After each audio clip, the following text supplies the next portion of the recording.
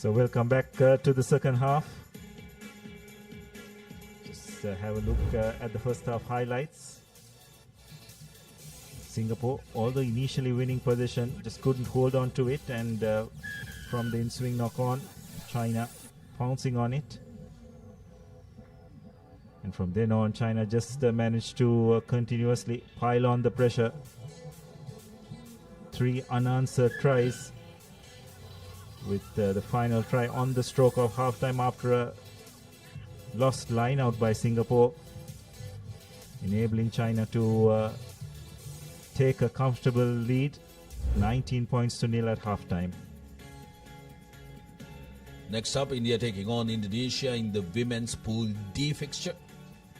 Indian women's team have absolutely impressed in their opening showing. Very impressive work, and the development that goes in India, really lifting their standards. Singapore with the kickoff. It's comfortably taken by the big man, number 7, Zin Hu. But unfortunately, it's been knocked on.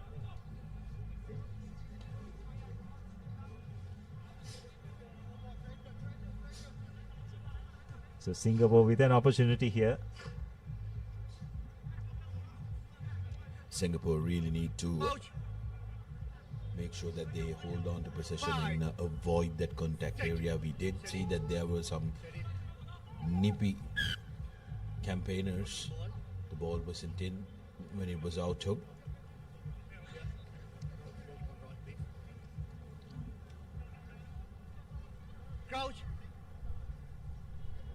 So the ball did not go through the channel, so they'll have a refeed. Singapore this time successfully retain position from that scrum. Going to contact.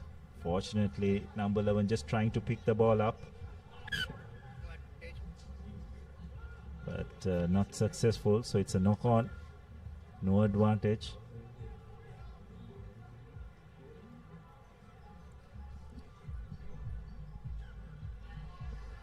Five and a half minutes to go in this half, and Singapore, if they want to try and think of a comeback, they need to score, and they need to score fast.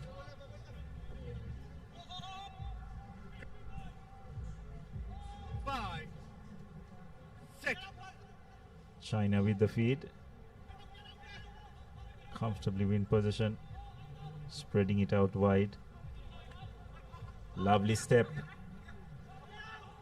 China have done well to get over that first line of defense. Now they look to try and play the game with a little bit of width. Again, Singapore just obstruction seems to be the call at that breakdown. So quick tap taken by China.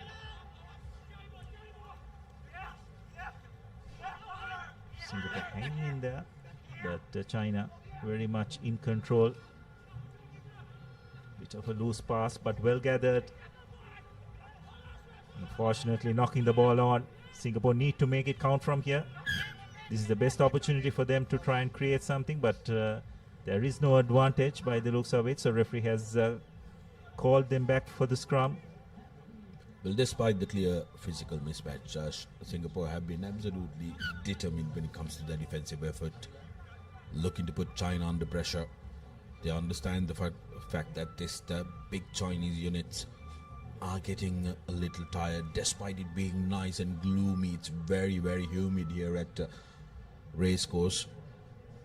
Players will be thankful for the lack of sun, but the humidity is very, very high up the land. Also, there is rain forecasted for the evenings. We really hope that they stay away, but when it does come down, it can be the greatest leveler against most of these teams, and we can expect a couple of upsets coming in the evening.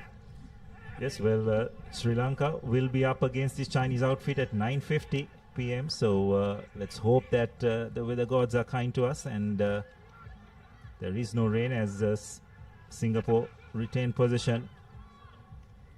Short pass, but not being able to make much inroads. Again, a lot of pressure applied at the breakdown. Very slow, static ball, giving time for China to realign in defense. Singapore, nice offload by number 11, but Chinese defense coming back.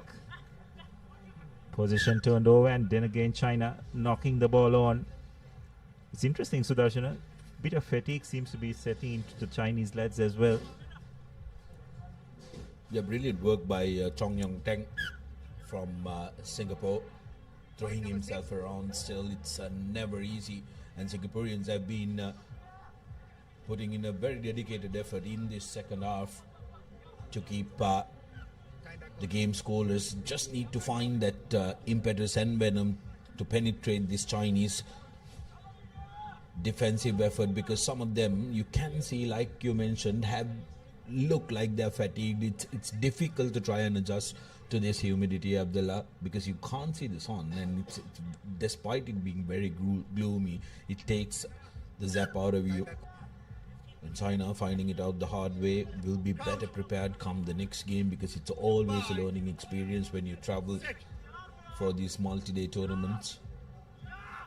Fielded the scrum by Singapore. Again, losing possession. Wonderful counter ruck by China. Win the penalty. Hands in the ruck is the call. China now looking to spread it wide. And they will go over for their first try of this second half. Han putting the finishing touches to the turnover position, and that will be China's fourth try.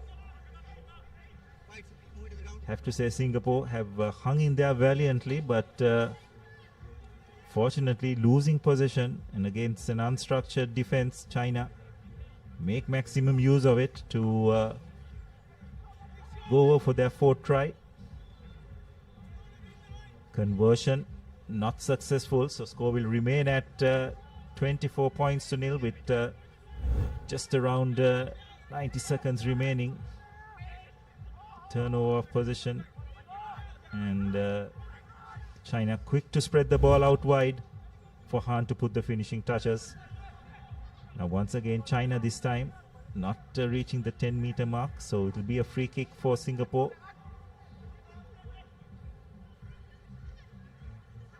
Singapore will be looking to try and get their attacking prowess moving, because yes, this game may be done, but got two more games coming up.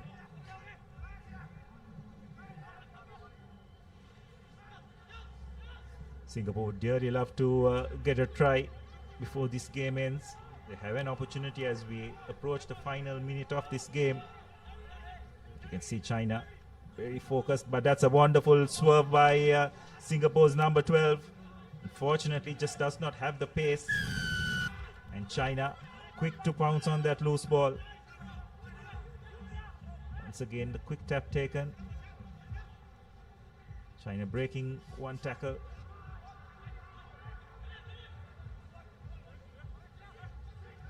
Spreading the ball out wide. Long floating pass. Wonderful sidestep by number 5. Still a bit of work to do. Looks like he has knocked the ball on.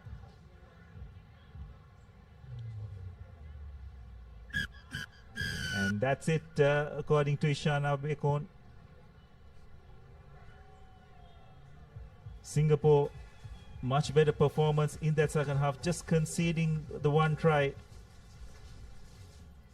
But nonetheless, it's China who emerge comfortable victors, 24 points to nil. And they'll be pretty pleased with how this game ended. Maybe not totally the performance per se, but overall, I think they'll be pretty happy that they managed to get the all-important win. As we have a look at the highlights of this first half, it'll probably be just Han's sole try. Good plucky defensive effort by the Singaporeans.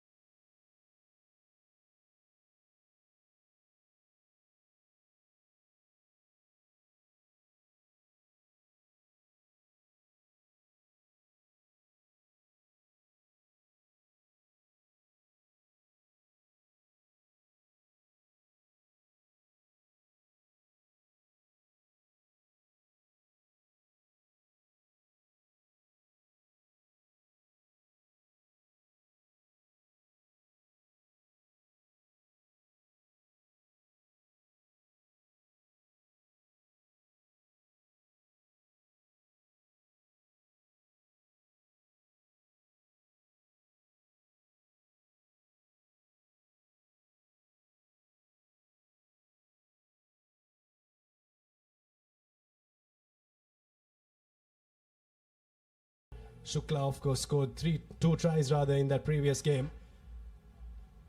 And will look to try and continue her good form in this game against the Indonesian sevens team.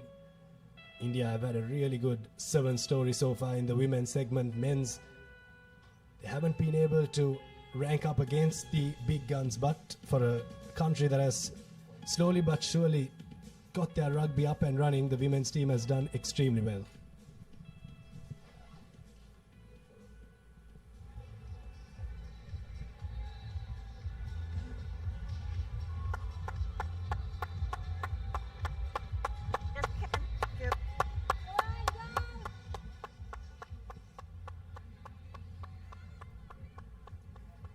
Referee for this game is Christabel Lim. Indonesia with ball in hand to kick things off in this encounter. Yes, Abid.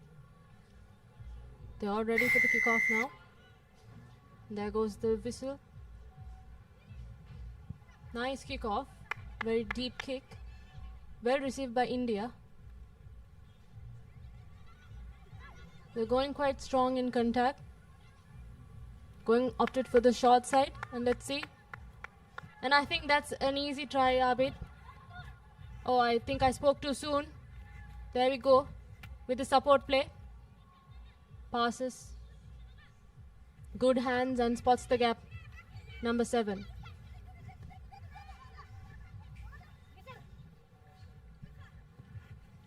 And there we go. Number 2. Shikha Yadav goes in for the first try of India and Indonesia. 5-0 with the conversion following. Good try there for Shikha Yadav from India. Good work from India to run the ball all the way to the other end of the park. Conversion is successful, so good start for the Indians in this game.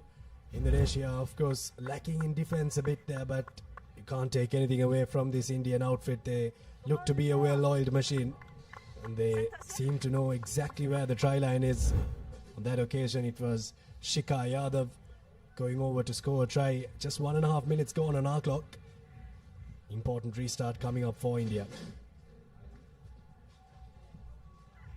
And there we go. The second restart kick. Well received by, I wouldn't say well received because they let it bounce, but there you go. Lack of depth, Abid, with the attack. India's defense quite creeping in. It's hard for Indonesia to manage and keep ball position. Like I said, India's back with the ball. And there we go. Shikha, yet again, for her second try for India against Indonesia. Good defensive effort, I thought, from India on that occasion. Shikha Yadav, 2 tries in this match and 2 tries in this leg so far. What a start she's having in this game, the second game of the day for them, as it's converted 14 points to 0. India take the early lead, but I thought it was fantastic defense from India to really shut out all the options for Indonesia. That's something that they will have to work on. Same thing happened in the game against Japan, where they really ran riot against the Indonesian team. But when this Indonesian team has ball in hand, they can spark something. So we'll see what they can spark as they receive the ball from the restart.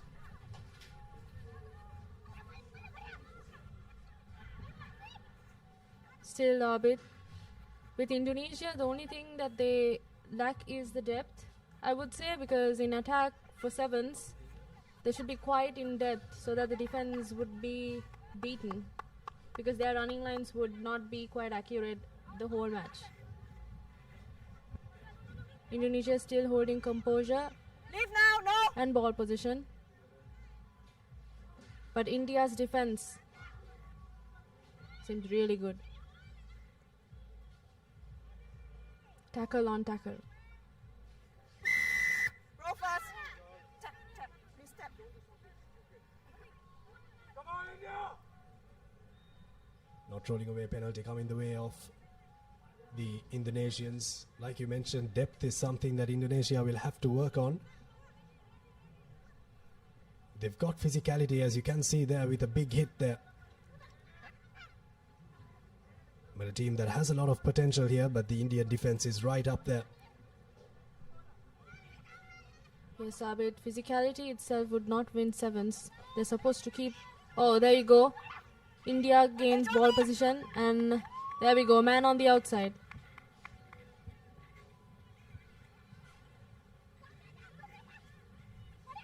Amazing offload and continuous ball play, I would say, from India. And that's Domini Marndi for the third try for India. It's quite amazing how they play. Well, the ability to turn defense into attack there. Third try coming in for the Indians.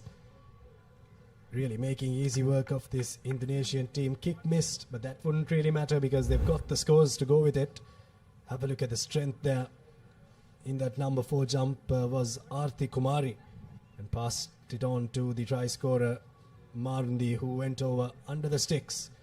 Third try for the Indians.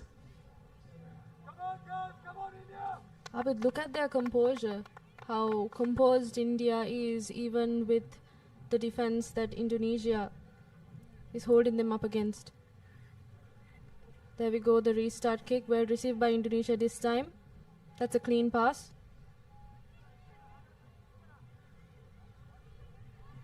Roll away now. Basics, really. Kino's good. India back with the ball. That's quite amazing how they gain possession of the ball during breakdowns. That's something that Indonesia really has to work on. And that's number 13, Kalyani Krishant. Wow, well on, well. Look at India with much of ease, I would say. With only 55 seconds on the clock. They played a very good half so far indeed. India 24 points already. Second try in this leg for Patil. Conversion this time has the direction but not the distance, so it will remain 24 points to nil. We'll have a look at the replay of that try. Have a look at the in the number 9 jersey, the try scorer Marndi taking the ball up to the defense, drawing the last man. The last player was drawn in very well there. They've been very good with ball in hand, India. Restart this time. Doesn't travel the 10 meters, so it will be a showdown penalty for Indonesia on the halfway mark.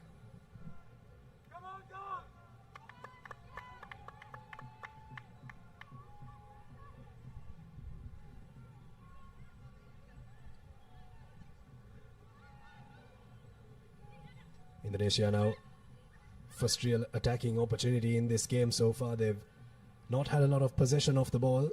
India have done very well to turn over possession so far in this game. Now here's the opportunity for Indonesia to spark something. But India come away with it. Good defense from the Indians, and once again they turn defense into attack. Here's the try scorer Marndi on the corner. Naik came around on the loop.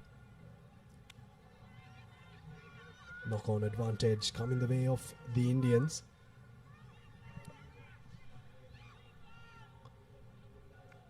Here's India. 2-on-2 situation here, but finding the gap and going right through it was Nirmalya Raut for India. 5th try in this half already. And they're really running away with this game. The Indonesians don't have any answers to the attacks that the Indians are putting against them. First try in this leg for Raut. Gets a very good score for the Indians. 31 points to nil now with the conversion going through, and it's half time here.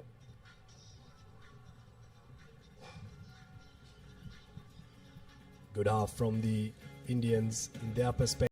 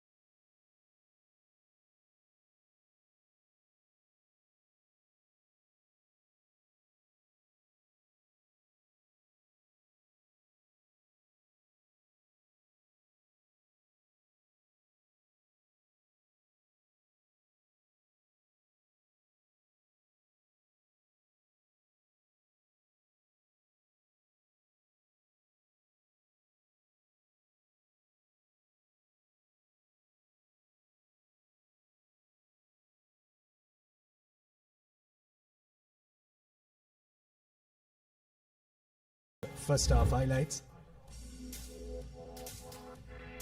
First try for India. It was a well-worked try. The number 2, Shika Yadav. This was her second try in the game. Really strong ball carrier. That lady has a lot of strength in her legs. Went under the sticks twice, but I thought this was the pick of the tries here. Have a look at the stepping. But before this try, there was a lot of work in defense that India had to do to turn defense into attack, and the ability to be able to really put the foot on the accelerator when necessary. India have done that fantastically well so far in this half. 31 points to nil. And as their neighboring country, Sri Lanka, we could be really proud that we've got a country like India that is very dear to us, really getting in the rugby scene. It's 31 points to nil with 7 more minutes to go in this half. Yes, Abid, and that's the kickoff for the second half. India really seems to be quite fast in their defense. That pressure is getting on to Indonesia.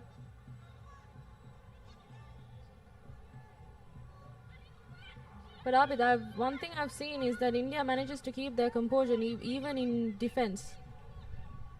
They're quite explosive in their attack.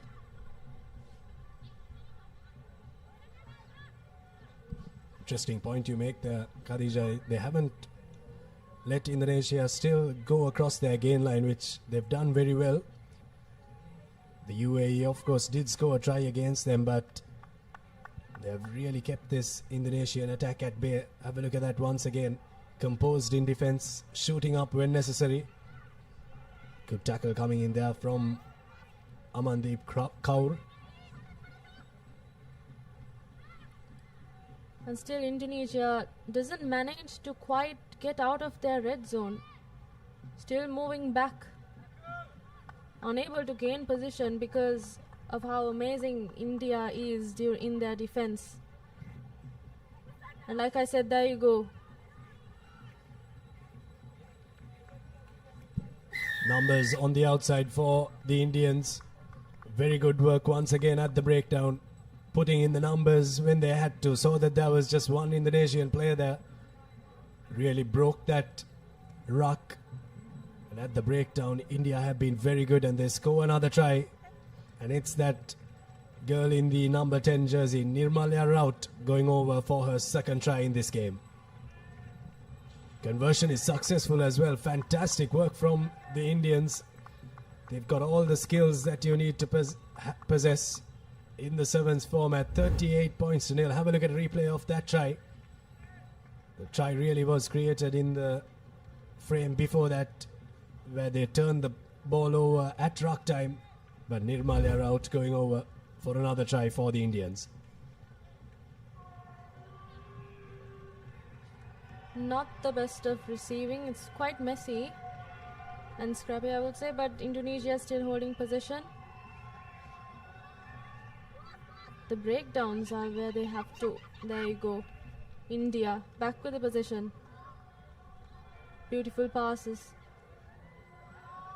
It's all about the numbers, and look at the cutting edge. Amazing. Then that's number 13. Kalyani Krishna, yet another try for India.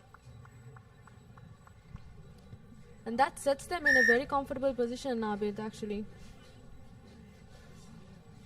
43 points to nil. That's a replay of that try there. Kalyani Patel going over for her second try as well in this game. The Indians are taking turns at scoring doubles here. 43 points to nil. Another huge loss coming the way of the Indonesians. 43 points to nil already with 3.5 minutes left on our clock. Almost half of the second half remaining, so India could keep on racking up the points. It will be an interesting one because India will take on Japan in the next fixture that they have. So that will be an interesting one. Both teams comprehensively defeating Indonesia. And in this pool, that will decide who tops it. Japan, of course, won the first leg in China, so they will go into that game as favorites, but the Indians will definitely look to try and pose a threat.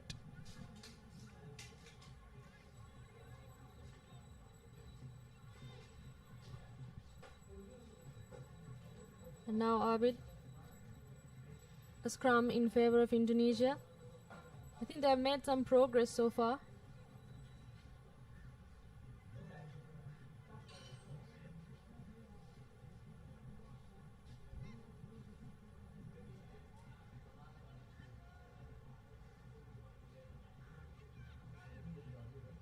And that's a successful feed in.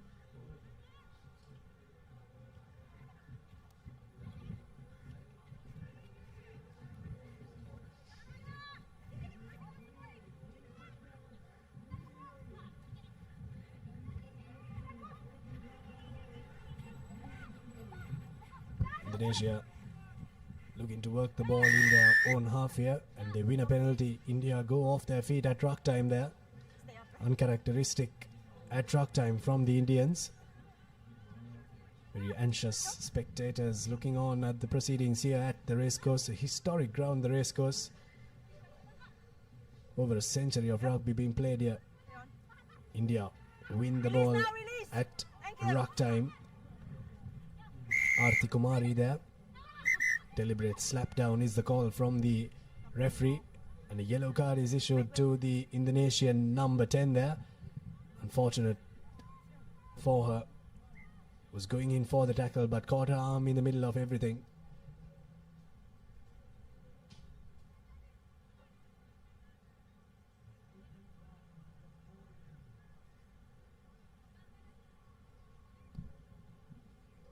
India have opted for the scrum off the penalty. The better option to take their one player up for the last 1 minute of this game. Oh, good work by the Indonesians.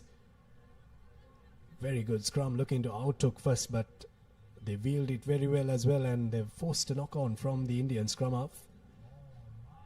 They'll have to put into the next scrum. Yes, Abid, with less than a minute left on our clock.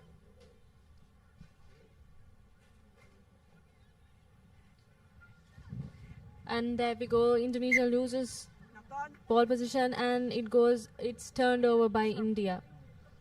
India is quite strong in in their breakdowns and mainly in defense. They're quite fast. And with the continuous play that they manage in the game, with their momentum and their physicality, I think that poses the main challenge for Indonesia. That, of course, said with the numbers advantage as well. That's an amazing show and go from Sandhya Rani for India. That puts them at a score of 48 points to 0 against Indonesia, with a conversion to follow through. And the conversion is a successful conversion, which wraps the score for 50-0. Match done and dusted. India have notched up their half century, and they've comprehensively beaten Indonesia. Very good showing from the girls from India. They've really stamped their authority in this Asia Rugby Emirates 7 series. 50 points to 0. India have beaten Indonesia. Highlights of the second half coming your way. Interesting half from India. I thought the game was won more in defense than in attack, Khadija, but good work from the Indian players all around, rotating passes, putting the offload when necessary, but also committing at the breakdown, identifying when the Indonesians were lacking in defense at breakdown time, flocking in when necessary, and getting the scores for India. Key stats of that game: India 50 points, 8 tries, 5 conversions. They'll be pretty proud of the conversion rate as well. They'll be pretty proud of their performance as a whole against Indonesia in their second encounter, and they'll look forward to a big game against Japan later on in the day.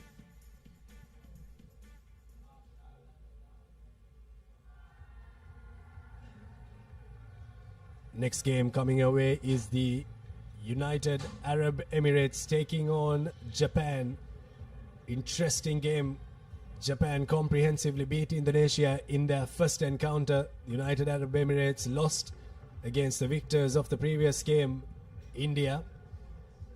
The Japanese team have gelled really well in this 7 series, in the leg in China and also in this Sri Lankan leg. And here is where they can maybe notch up a big win as well. Who knows what's to come, but the Japanese team really looks the deal in this tournament. Oh, sorry. Yeah, you're right. Japan. Referee Francisco Camisa also traveled to Sri Lanka a couple of months back. And he's back in the show. We welcome you back, sir. And we also welcome all the teams that have traveled to our beautiful island nation. Sri Lanka is a touristic country with many touristic attractions. I really do hope the players get a chance to go around the country and visit, of course, after they finish this tournament. But here we go, kick-off rather, from the United Arab Emirates. Japan collect the ball cleanly. And that's an amazing run from the Japan number 10. Is that a try, Abid? I see. And that is an amazing try. Quite easy, I would say. But right off the kickoff, Japan have scored a try. It's Sakura Mizutani who scored the try right under the posts. And what a start to this game for Japan. Not even 30 seconds went for that 60-meter dash to score the try. Her second try in this leg. The conversion, very accurate with their conversions in the previous game. And that has not changed one bit. 7 points to nil early on for Japan.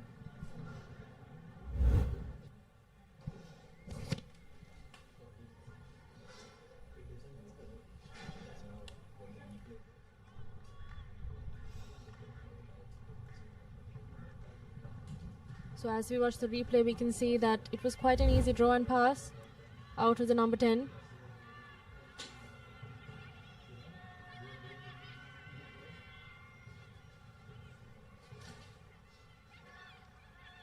Look at the depth of it, the passes of the UAE team.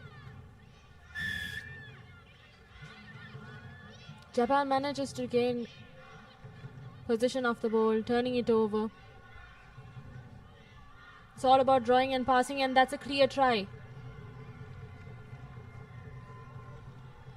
It's all about spotting the gaps, spotting the numbers on the outside. The rate of scoring tries from Japan in this tournament so far has been at an absolute high. 2 minutes gone, already 2 tries scored. And who knows what kind of a score they're cooking up in this game against the Emirati girls. 12 points to nil so far. Conversion is away from the left upright.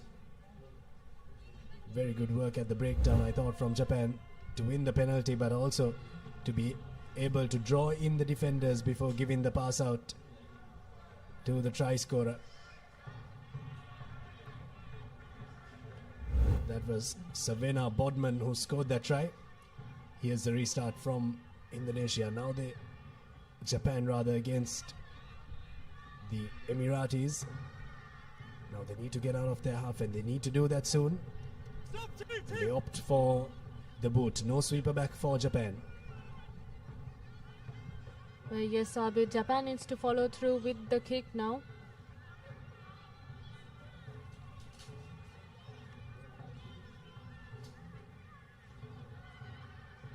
If you really see, they're quite physical, and there we go with their offload. Amazing, amazing pass. Great momentum.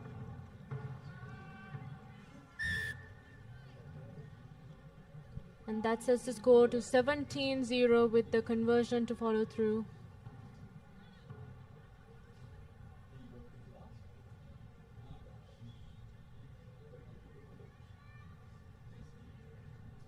Chiaki Segusa with the score for Japan. Conversion is successful, 19 points to nil. Once again, Japan have got a score, and that score they manufactured it off a very good restart, putting it very deep. Offloads coming in from the try scorer Bodman, and to the new try scorer Chiaki Segusa, who goes over for another try for Japan. 3 tries so far.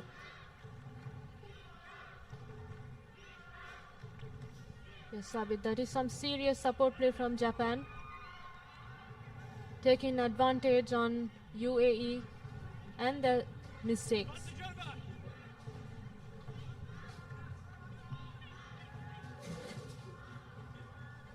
Still holding position. An amazing footwork, I would say.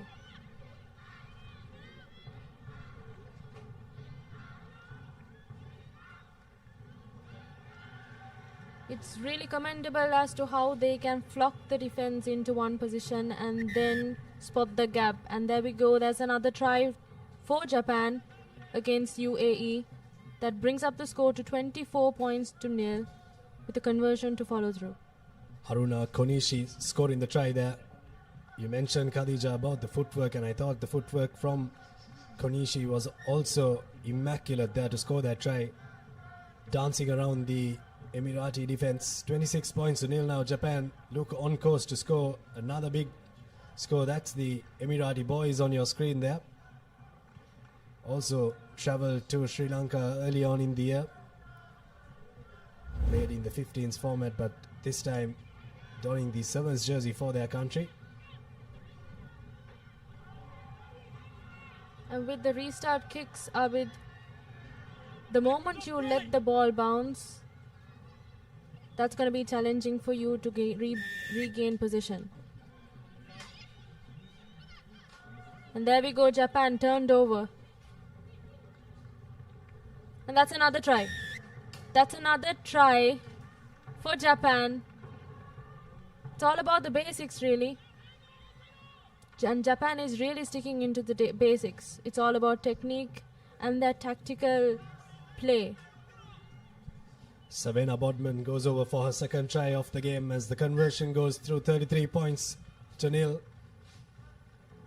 They've converted almost all of their tries except for the one. Have a look at the physicality here. The ability to break through 2 tackles. Not an easy thing to do. These Emirati girls are no slouchers when it comes to defense, but on that occasion, Japan really making easy work of them.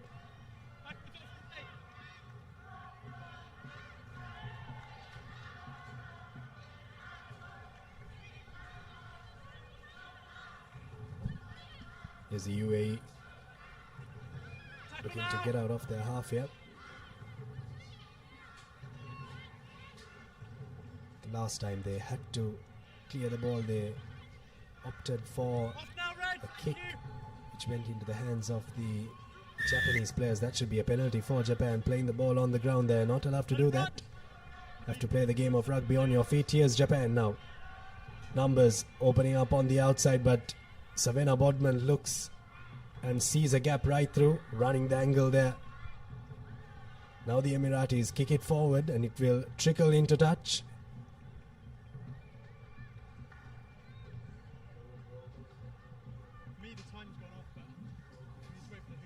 Proud Japanese supporters watching on here. Couple of minutes remaining on referee Kamisa's clock. Right. Time's off. Not so it'll be half time. Referee Kamisa says that's that for the first half. Good half for the Japanese team. They look on course to score another big one. In the first game against Indonesia, they scored 73 points. And this one, they've already scored 33 in the first half. 33 points to nil. The Japanese leading the Emiratis.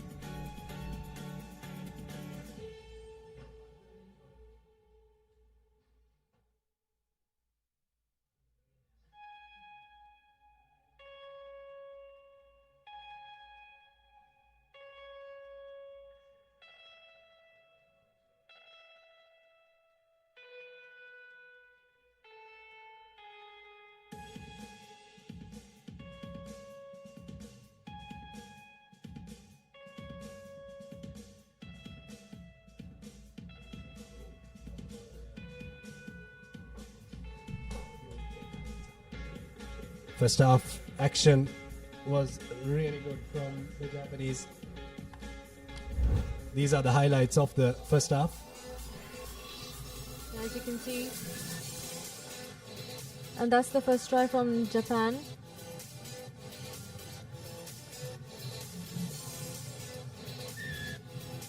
The second one quite easily created with the number on the outside. And with their absolute physicality and support play, they really are good in running their supportive lines. It's quite commendable, I would say.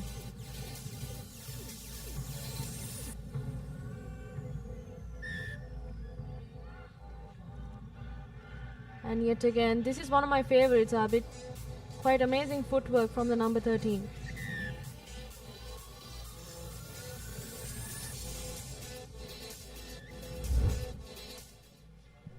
Good first half for the Japanese. Coming up, Kazakhstan taking on the Philippines.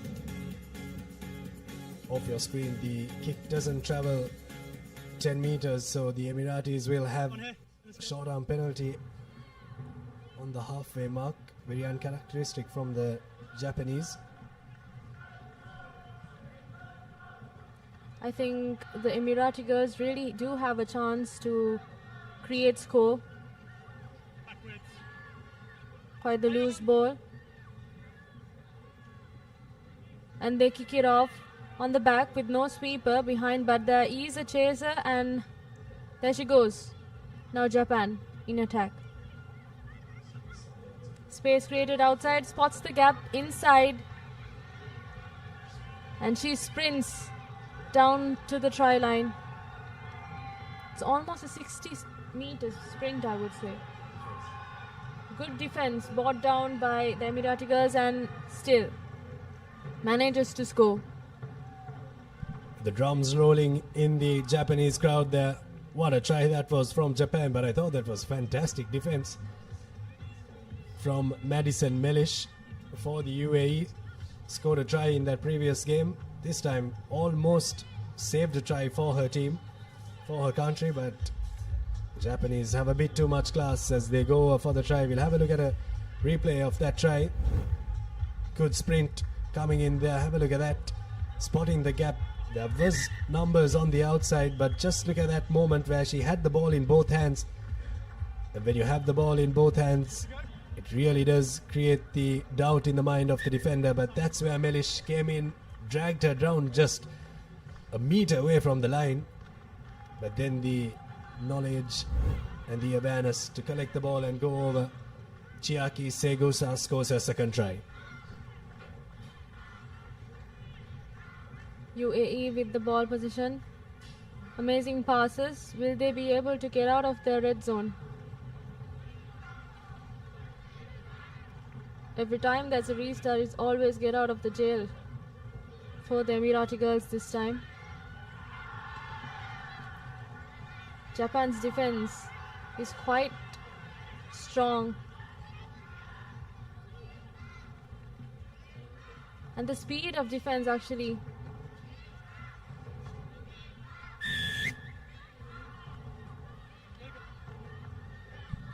Good work at rock time there from the Japanese to force the penalty. It's holding on. Now, nothing fancy from the Japanese. They're looking to just send it through the hands. Ball in both hands once again. Options, both sides. Gets the correct option.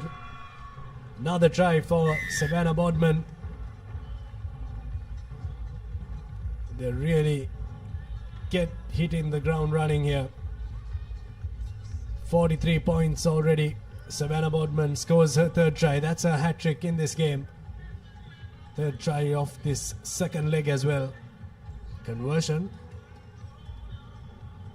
is off the right post. So it'll remain 43 points to nil. What a try that was, Khadija. And let's look at the replay over there.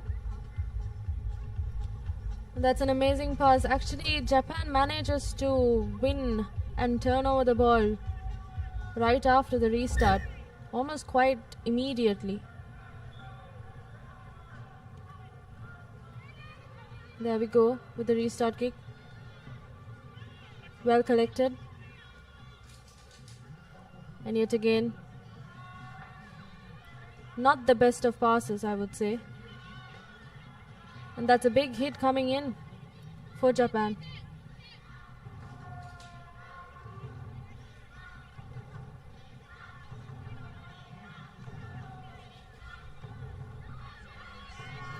That's amazing leg pump and footwork you can see from the Emirati girls.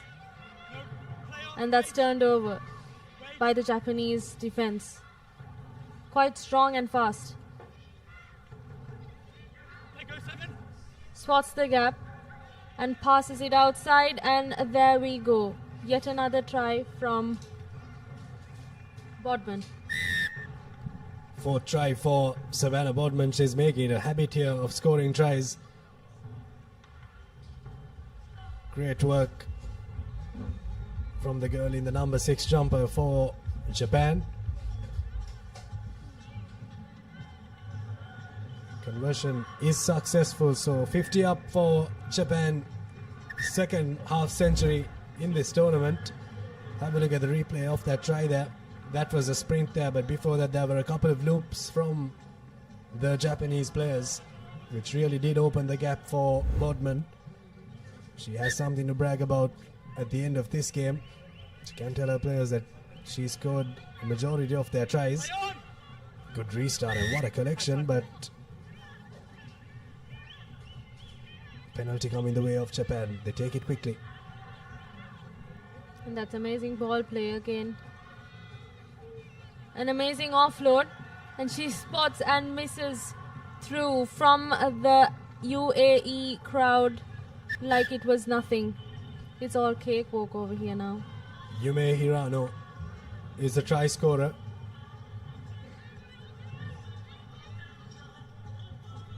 The rate of scoring tries from these Japanese players are really astonishing.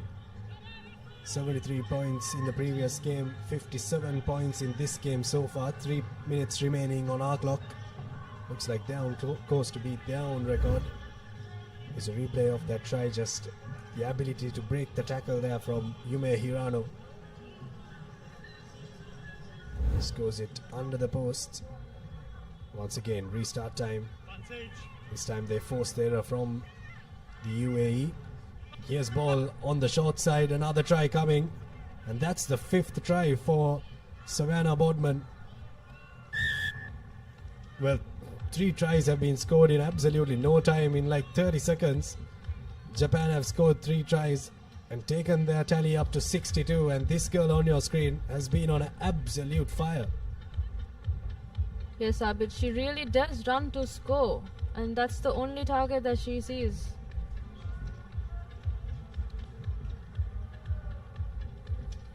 Quite an asset for the Japanese team, I would say.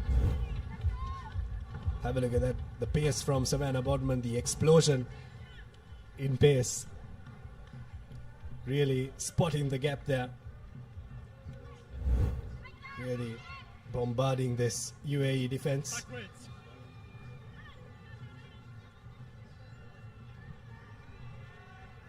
A lot of deja vu for her for scoring that try. She's done it multiple times here. 5 tries so far.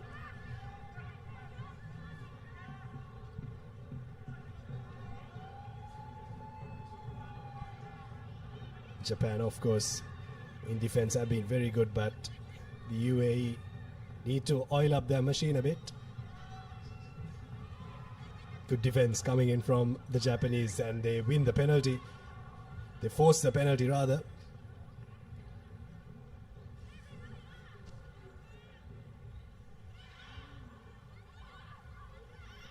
With just 1 minute on the clock. And that space outside, and that is going to be another try for Bodman. And I think this is her 6th try, Abid. We're losing count of it. Thankfully for us, the Papare production team has the tally for us. 6 tries in this match so far for Savannah Bodman. Well, she can't believe that she scored so many tries in this game either. 67 points from the Japanese so far. Conversion is not successful. Well, I would really love to be a win 3/4 in this Japanese team, because they really know where the space is and they know to work it.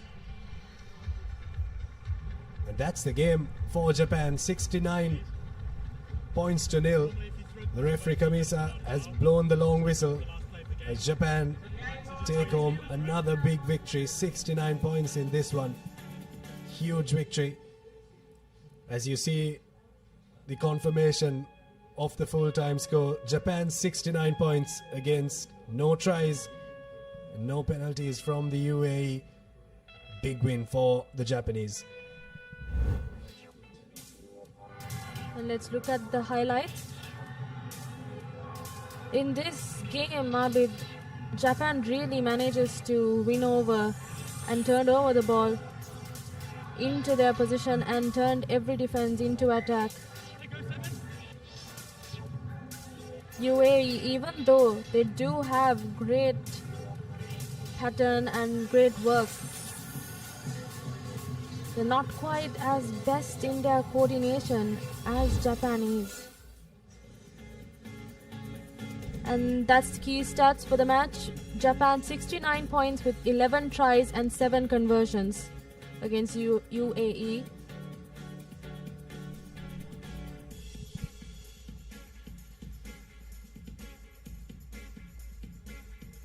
To take you through the next couple of games, we have Nilhan and Nathan in the commentary box.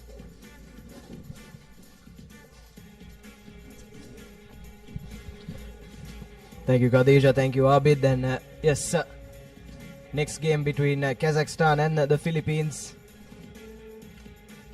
Kazakhstan managed to get the edge over Malaysia with a second half comeback in their first game. The Philippines, though, were found wanting against a strong Chinese outfit in their first outing. As we take a look at the two team cards, as I welcome Nilhan into the commentary box. Very good afternoon. Very good afternoon, Nathan. Both teams are looking for their first win of this second leg. And this will be the ideal opportunity. They lost a chance to top their group, so next best thing is to finish second and be the best second team in 3 groups, so they can qualify for the cup semi-finals. Yes, like you said, Nilan, crucial game for both these sides in determining who secures those semi-final spots as both teams take to the park. And just a reminder, folks, the top 3 teams from each group will make their way to the semi-finals along with the best second-placed outfit. So that allows the teams who go down one game to stay in that competition and look to win the next 2 games with a good margin, so they can stay in the hunt for that last semi-final position. Yes, certainly, Nilan, and that will be important for both these teams considering they are sharing a group with a strong team like China. We saw a real drubbing in the previous game, 69 points to nil victory for Japan. They've really played like a champion side so far in this tournament. But both these teams will be hoping to be a lot closer this time around as the kickoff almost along the floor is collected cleanly there by the Philippines. But straight away Kazakhstan up with their defense and now looking to swing it. Here's a wrap move coming in from the Philippines. But the Kazakhstan defense holding strong for now. The Kazakhstan team gave a good fight and now they are up against this Philippine challenge. They need to win this game so that their hopes of that semi-final spot is alive. Still the position with the Philippines at the moment. Scrappy play inside the 22 meter. The Kazakh team keeping them in their own half, but still Philippines play it slowly and looking to find that gap is that number 11 jersey, but still closer to the middle the pitch as Philippines get advantage. No advantage offside here. Yes, Kazakhstan just a bit guilty of being Number a 3 offside. bit too eager in their defensive effort. I thought they did well in the first couple of minutes, even though they didn't have any of the ball. Did well to confine this Philippine side Yes. into their own 22. But eventually, Philippines playing patiently, coming away with the ball, winning themselves a penalty, and now make their first entrance into the Kazakh half. And now here's the number 12 step in. Goes past one, needs support to arrive quickly. And so far it's been pretty patient stuff from the Philippines. Spots the gap, does the number 8. Gets that offload in, but goes straight into the hands of one of the Kazakh players. But unfortunately, she did spill the ball in her efforts to intercept that one. And it'll be the first scrum down of the game in favor of Kazakhstan. Finally, after 2.5 minutes of play, they get this opportunity. On paper, they are the strongest side after winning that Malaysia game 22 points to 10. So they get a big W here. They have a chance to qualify for that cup semi-final spot. But Philippines playing a good game, keeping the ball slow but steady. They have made towards the 40-meter line of the Kazakh defense. Now the number 12 spotting the space in the corner, tries to run around one. She does. Unfortunately, good cover defense from Kazakhstan. Now looking for options. She finds that gap, but unfortunately knocks the ball in the process. So a good build-up play, but unfortunately couldn't convert that into any points. Yes, certainly. And that Filipino think tank will be rather disappointed. Like you said, Nilan, was a good build-up. Really had all the momentum going their way, but unfortunately at the 11th hour there was a loss forward, and it's Kazakhstan that have an early reprieve. Now with a scrum just outside their own red zone. She found that gap also in the previous attack. Unfortunately went down, as now the Kazakh player is looking to go to the corner, and she changes the directions, find space, giving a handoff to that Philippine number 10, and she doesn't have the pace to go. Support arrives in form of the number 3 jersey, but good defensive work from the Philippines number 15, earning them the penalty. That's a brilliant from the Philippines. Looked like a length of the field try for Kazakhstan for all money, but excellent pace to not only catch up to her man, but some of her supporting players arriving as well, and ending up winning the penalty for their side. But Kazakhstan have given them a dose of their own medicine, now winning the penalty, and a lovely offload to the number 6, who will touch down right under the post for the opening try in this clash. Brilliant ball handling on that occasion from Kazakhstan, and good stuff defensively as well. Weren't bogged down by conceding possession just a few moments ago. Managed to get back up, win that penalty, and some fancy offloading sees them dive over for their first try. Yeah, that's Anna Melkinova going over for the Kazakh side. That's the 7 points that they were searching throughout this first half. We're into the last 2 minutes of 10 play. seconds. Philippines trying to play a positive brand of rugby. Unfortunately, Five winning that and use it penalty, now. and the Kazakh side quickly taking it. Now the restart goes straight into her boot, but collection done by the Philippines number 7. Now find some space, still going. Finally brought down near the halfway mark. Now look to spread in the corner. 3 against 2. Unfortunately, the pass is a bit late, but there was a hand in that process. Could be a yellow card. There we go. That's for the intentional knock-on. 10 from here. Putting a hand into the pass. We've seen throughout this tournament guarantees you a yellow card. Yes, Kazakhstan now reduced to 6 players on the park, and will finish the first half with just the 6 players on the park. And this is an ideal opportunity if the Philippines can capitalize. They've opted for touch from that last penalty, and if they can get their set move right from this line out, have a golden opportunity to try and close out the first half by achieving parity. You take a look, there was a hand in the way of the pass, and the intentional knock-ons are heavily scrutinized. So with that line out, there's the option of whether to get a line out or a scrum. There was a hand from the Kazakhstan player. Philippines have a golden opportunity just before the halftime break, and now they look to spread to the corner. Good wraparound pass, back of the hand pass to the number 15. Does she have the speed to go around? No. Brought down by the Kazakhstan team. Now to the other side goes the Philippines. Still going strong is the number 1. Support arrives in the form of 2 players. Now going to the corner.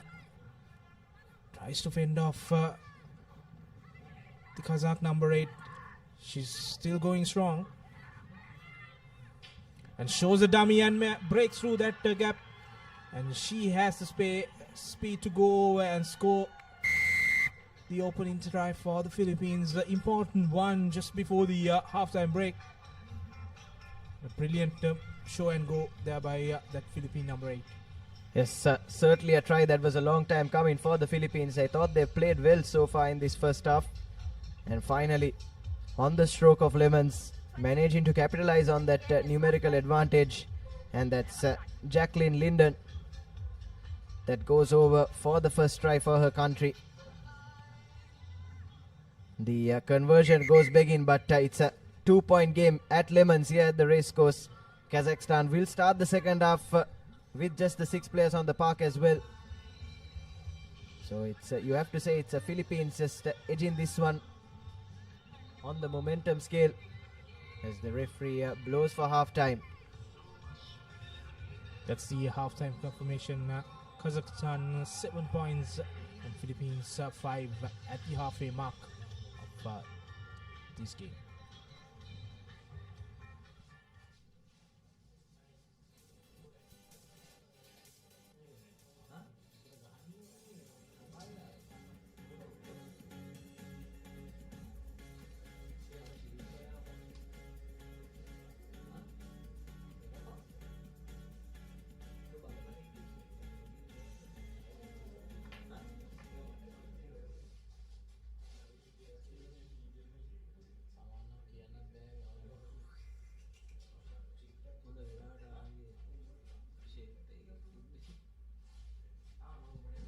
Welcome back to the Racecourse International Stadium as we see the first half highlights. Opening try from Mena for Kazakhstan, scoring it just under the post, and then in the last move of the game, Philippines scoring that try. Unfortunately, they couldn't add the extra, so that the score will stand at 7 points to 5. Coming up next, Pool E fixture, China taking on Malaysia. It's another important game in this women's segment of the Asia Rugby Sevens. Yes, especially for China, isn't it? Nilhan were the runners-up in the women's segment last time out on their home turf. And they'll certainly be hoping they can go one better this time around here in Colombo. As we're all set to resume now for the second half action. It's D coming in from Philippines, collected by Kazakhstan. Step back.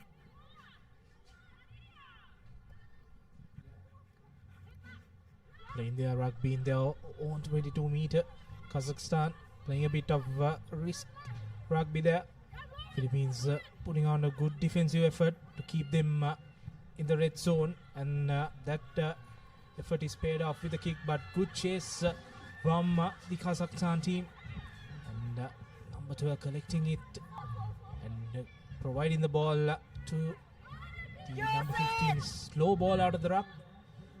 And now Philippines finding a space, has support, but she tries to go on her own and brought down just outside the 22-meter mark. But a high tackle there by Kazakh player, giving away penalty and another opportunity.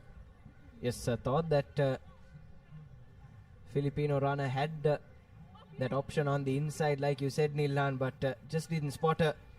But now spots the gap, does the number 11. Trying to wriggle through, but unfortunately, ball has been lost forward again. And this is certainly a mistake that keeps coming back to haunt this Filipino outfit. And it's possibly a mistake that could cost them, that has cost them a couple of tries so far in this game. And if they aren't careful, might cost them the game as well. Every time they go into the contact, they look for the supporting player. On the first phase and the second phase, they get that player, but unfortunately, when you go to the third, fourth, the support play does not arrive. Then the knock forwards occur for the Filipino team.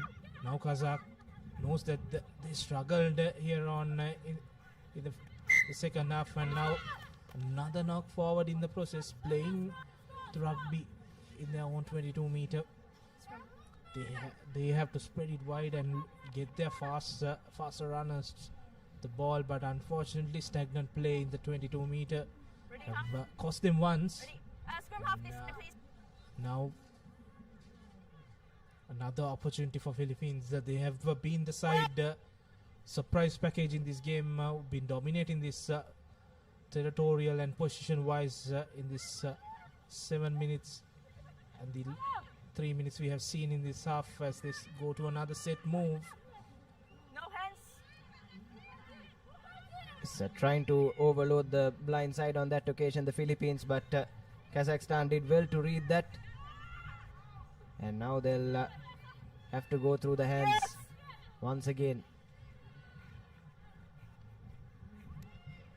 That lady on the left was in acres of space, but unfortunately pass didn't go to hand, and that's picked up on by the Kazakh chaser. And now Kazakhstan trying to run it out of their own 22, finds the extra man on the left, but unfortunately, as has been the theme in this game so far, Nilhan, that's yet another spill from one of these sides. Yeah, that could have been another try in the offering for the Kazakhstan team. Time off. It will be a She scrum drew here. that last defender Time is off. and passed that ball. Unfortunately, couldn't collect that ball in the process. And she did all the hard work, and she felt tackled also when she made that offload. As the Philippine player was committed into that tackle.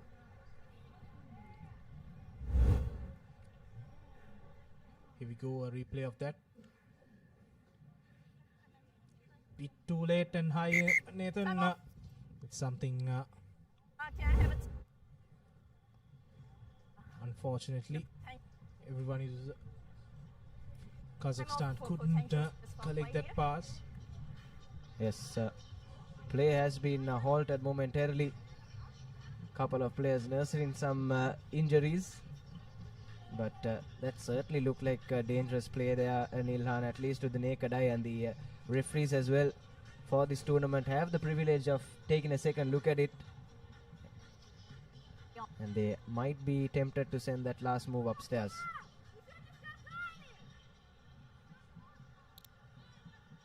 Can you repeat? I can't hear.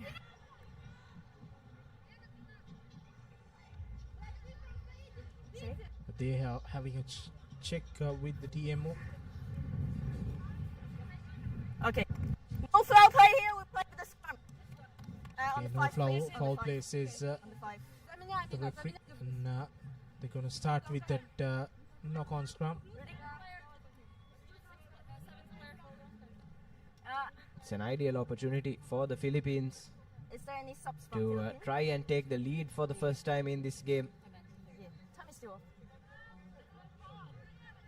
We haven't seen many games go down to the wire today, Nilhan, but certainly this one looks like it will. as the Philippines now look into their bench for options. If they're chasing the game, they need to bring that fresh legs on. Last 2 minutes in play. And they are trying to breach this Kazakhstan defense for the second time. It's all to play for. But good defensive work by Kazakh player. Unfortunately, she played the ball in the ground, so advantage in favor of Philippines as they didn't make any progress from that penalty position. Referee comes back to that hands in the ruck infringement. Yes, you can't fault the intent there from Kazakhstan. Had rights to the ball, unfortunately had her foot on her hand on the ground though. And the Philippines, as they have done with a few of their penalties so far, opt for the touch finder. And it looks like they do have a few well-drilled set moves up their sleeve. Do the Philippines. This time work at the line out is clean. And now a resort to their line. Needed to get that pass out though. Support arriving quickly. Scanning their options now are the Philippines, trying to step through. But only managing a half break so far. This is good rush defense from Kazakhstan. Pinning back the Philippines, but spots the gap, does the number 7, gets that offload in. And again, some stringing a few good offloads together at the moment are the Philippines, but it's Kazakhstan that come away with the ball. Excellent work at the breakdown there to win the loose ball situation. And now it's game management that'll be important for Kazakhstan. Just a few seconds left on the clock. Tries to step through, does the number 2. And the ball just rolls out of touch. And could this be one last opportunity for the Philippines? Yeah, it will be the final play in the second half. One last opportunity for the Philippines. They have dominated this game, but unfortunately 2 points, that solitary conversion is making the difference in this game as fresh legs coming for the Filipino side for the last play. First things first, need to get this line out sorted.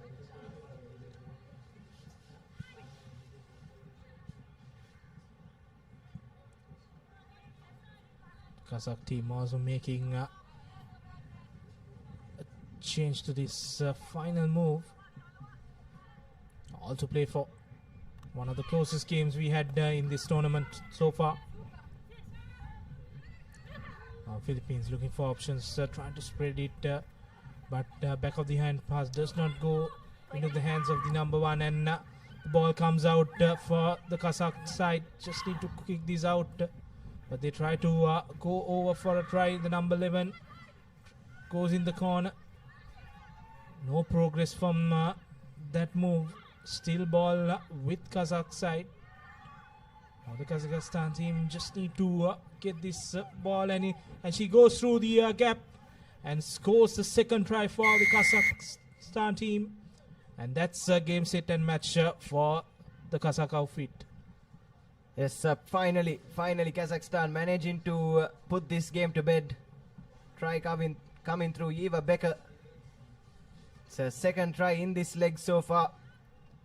And you have to say that was some lovely offloading from Kazakhstan as the referee blows for full time in what has been one of the closer games we've seen so far today. It's Kazakhstan that managed to walk through as 14 points to 5 victors.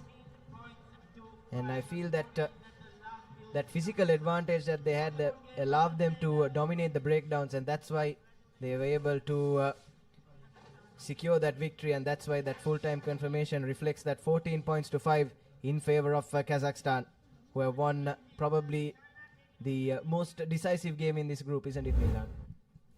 Yeah, so the Kazakh outfit has 2 wins now, and the Filipinos lose in the second game. That's the final move try. The game was in the balance until the last move. Key stats 14-5, 2 tries, 2 conversions, and 1 solitary try for the Philippines.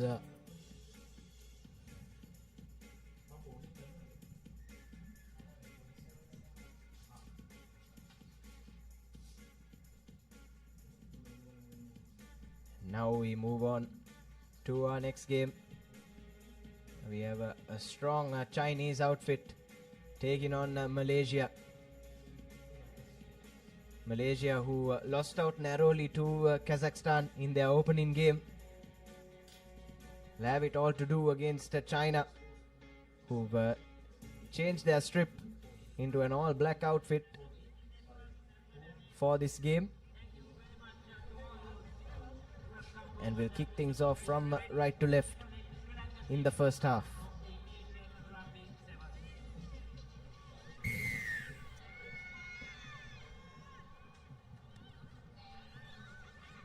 High hanging kick, just going the 10 meters and winning the ball back for China. Now quick ball out in the corner. She tries to go on her own. Now the ball is out. Chinese players looking for options. Just need to find the gaps. Good piece of rugby. Spreading it to the corners, 2 corners. Still didn't find any space. Now she tries to make a good pass. Another long cutout pass. Unfortunately, she spills the ball. Could have been a opening try.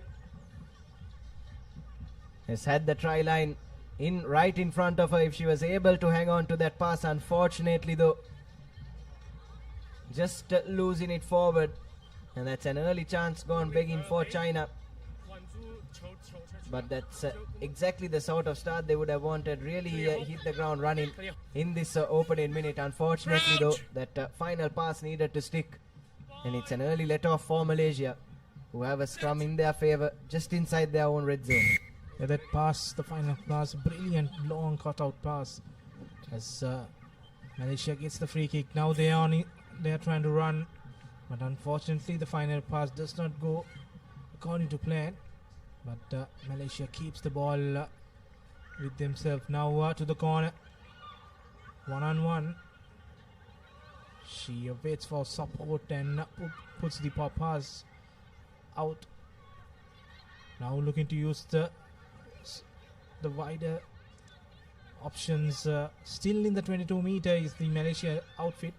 Good defensive work from China, putting the pressure, and each phase they're going back in this last few passages of play.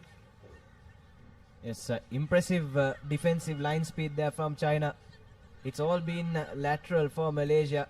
Like we were saying, no real progression from them, and forced to put the ball to boot, and that's gone straight into the hands of that Chinese player, who will go down untouched for the first try in this game.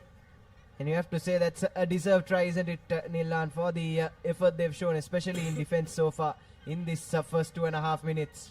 It's Yu Tong Cheng that goes over for her first try in this leg. Yeah, all the defensive work paid off when that Malaysian player made that kick. She didn't even check where was the Chinese players. Just made that kick, and now going into the hands of the Chinese player, and she didn't have any defending work or defenders to catch her. Just collected the ball and found the space to run and score untouched. Easy try.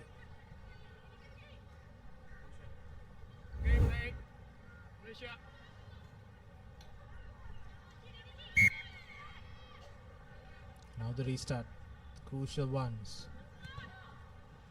This time another high hanging kick.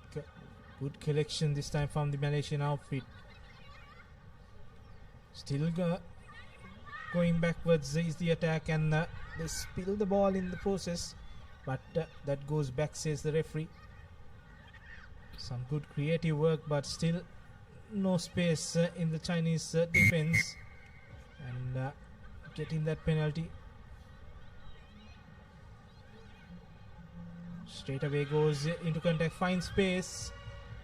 Has that player on her left, but now changes the direction to the right. Unfortunately, she spills the ball. She did the correct thing. Gave away position back to China.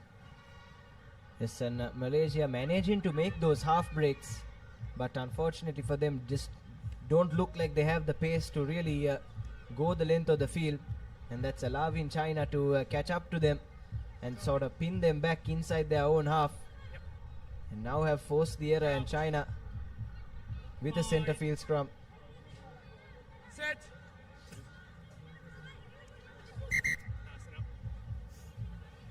Hit and hold. Stop there. Take the hit. Okay, let's go. And scrum collapsing, so referee will ask for a reset. China still with the opportunity. At the halfway mark now, China goes to the corner and straight away offloads it to the number 76. Now inside pass to the number 22 player. Ball's out. Play on. Ball is ball's out. Malaysia can play the ball. And a good offload to that number 65. Very interesting numbers for the Chinese outfit. Yes, all too easy for China at the moment. You have to say though, that last try was a major defensive lap from Malaysia. Julia Wang though, the benefactor, who goes over for China's second.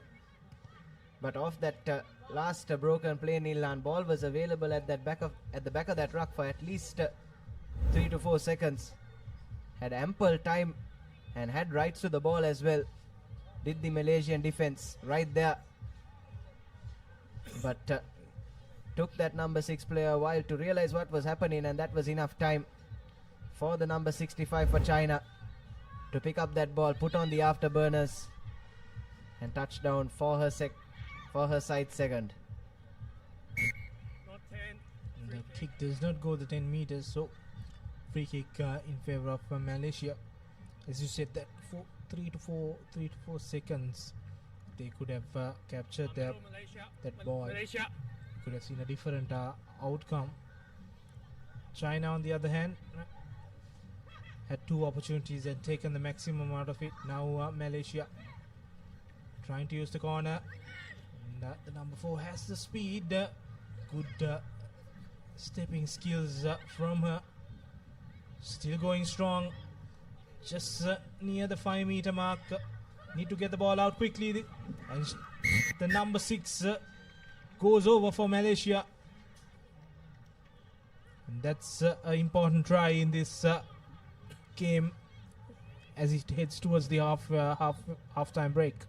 Yes, Nurisa Azizan for Malaysia will take the credit, but I thought that try was created by that lady in the number 4 jumper. Nilan did really well to step and straighten things up and get her side right onto the edge of the try line. And her teammate was there to put on the finishing touches, and Malaysia would have wanted this going into lemons, managing to pull one back at the brink of half time. Let's take a look at the replay there. Really barging through the Chinese defense, and then good support in play there from the number 6 who went over for the try.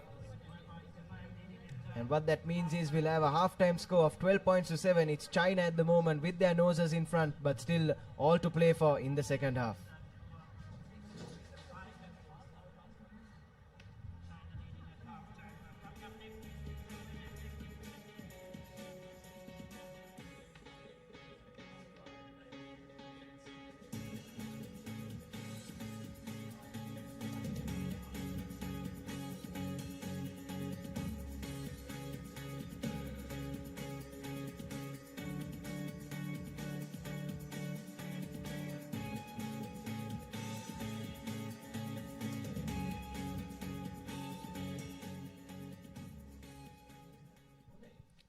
So welcome back, folks. The moments away from the second half of this clash between China and Malaysia. Taking a look at the highlights, it was the Chinese that hit the ground running, and this was their second try. And we have to say both tries coming through some defensive lapses on the part of Malaysia, and it right on the brink of lemons. It was Malaysia that managed to pull one back and convert it to make it a 5-point game here at the race course. Yeah, coming up next, Thailand taking on Singapore. The Thai side ranked 4th in this tournament. Look to continue that winning momentum. And they hammered the host earlier on. Now Malaysia restarting things in the second half. Just 5 points the difference between these two teams. And the Chinese player finds that gap, another fend off. But the number 8 not giving up and getting the tackle. Giving away that penalty. Quick tap taken. Now quick hands to the corner. Has an extra number. And easy goes the number 76 for China to open the scoring in the second half. Yes, try coming within 30 seconds of the resumption, and that's exactly the start that China would have wanted, especially after Malaysia managed to pull one back right at the end of that first half. It's Zihan Liu that goes over for her second try today, and it's 17 points to 7 now in favor of the Chinese. Conversion is unsuccessful, but it's still a 2-score cushion for China. They take a look at the replay there. Textbook rugby from China, drawing and passing, and eventually finding that extra player out wide on the left. All she had to do was dot that one down, and she did exactly that. And it's China now with a 10-point lead. The restarts have not gone according to plan for China. This is the second time that they're giving the ball away for Malaysia. That's somewhere that they will look to improve going deep into this tournament. This is Malaysian number 864. These three players have been the ones to watch out, as we just say the number 8 collects that ball and scores the second try. So China scores, Malaysia returns the favor back, and still the game is a 5-pointer with a conversion to come.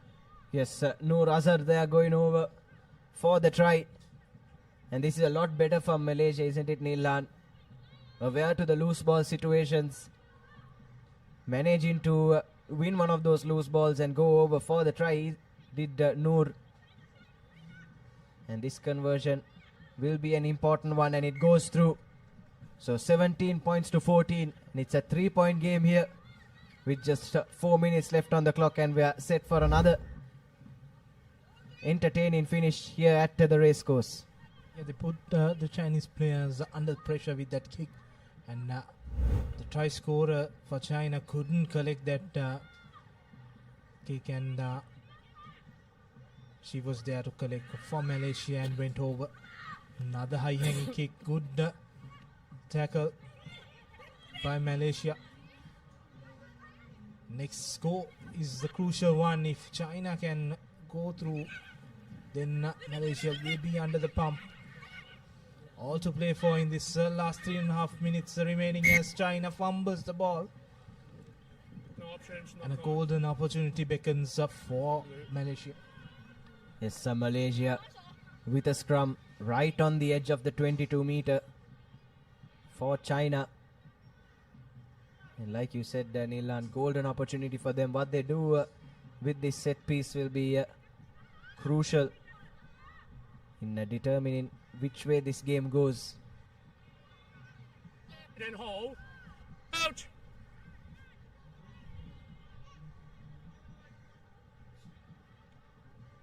Here's Malaysia with the feet, clean stuff at the scrum down, winning the penalty advantage as well. Spots the space, puts in the kick, and Unfortunately, it was a bit too heavy, but they were playing under an advantage. So we'll come back for that penalty for Malaysia.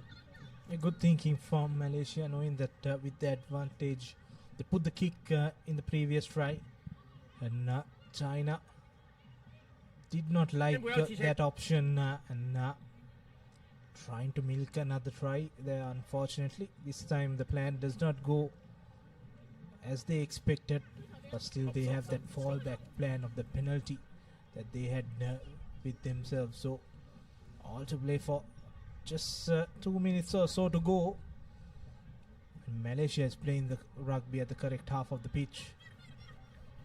Now to spread into unfortunately tries to spread the ball, Second one. but Back.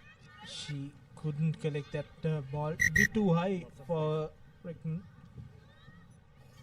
Yes, not the best of passes coming into that number 4. Nothing much she could have done with that. And Malaysia have let that opportunity go begging. And how costly could that be? The next 1.5 minutes or so will tell us. But it's China now with a scrum. And be looking for a good exit from this one. Hold. It's important that they get out of their half. Now looking to use a shorter side, but Malaysian defense on point. Not committing a lot of defenders, but this time the Chinese player finds a gap and she puts on the afterburners. Despite the challenge from the number 9 of Malaysia, China scores their 4th try, and that could be the game for China. Yes, looks like the game has been put to bed now by the Chinese. A length of the field try coming in. And excellent stuff from Lee Chen.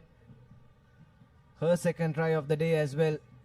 And looks like will be the game winning try for her side. As the conversion is through, it's at 24 points to 14 with just 30 seconds left to play. But Malaysia, on the other hand, will be really disappointed, won't they, Nilhan? Had a couple of golden opportunities inside the Chinese red zone to perhaps try and edge this one. But it was China that did well in defense. And when the opportunity came, Lee Chen was there to pounce, ran the length of the field, and has dotted down for potentially the match winner. They were in the game until the last minute. So some improvement from that Kazakhstan game for Malaysia. It looks like Kazakhstan and China will play for the top spot in this group. Malaysia will have to settle in that 3rd place in the group. Now another penalty, knowing the time is up. China goes and opts for a scrum. Yes, Malaysia as well, Nilhan, will feel really hard done by 2 narrow defeats in both their games. Going down by a small margin to Kazakhstan as well earlier today. And even in this game against a much stronger Chinese outfit, they were in the game for most of the 14 minutes, right up until that last try. It's China looking to go for the kill now. Swings it out wide onto the right hand side. Has the entire try line in front of her. And this will be the cherry on top for China. Their 5th try. 29 points to 14 with the conversion to come. And this is a perfect ending for them, you could say.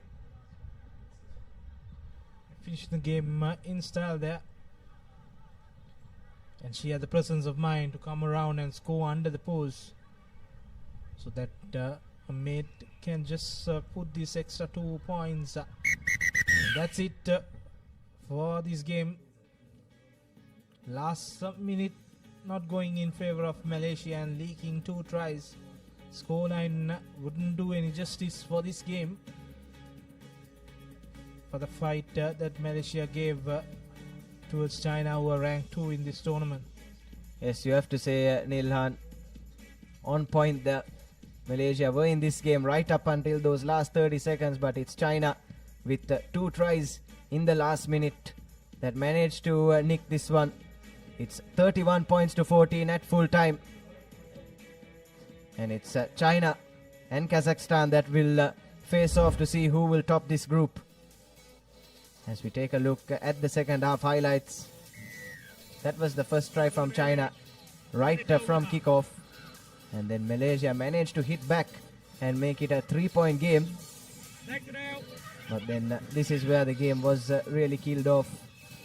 China running the length of the field after winning possession back off a Malaysian attack, and then this just to cap off that performance with their 5th try right under the sticks. So your key stats from that game, 31 points to 14, doesn't really reflect the kind of fight that Malaysia put up, but it's 5 tries and 3 conversions for China and 2 converted tries for Malaysia. And to take you through the next game, we'll have Khadija and Abdullah.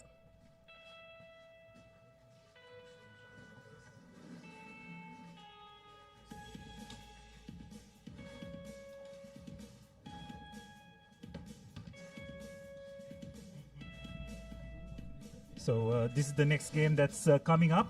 Thailand versus Singapore.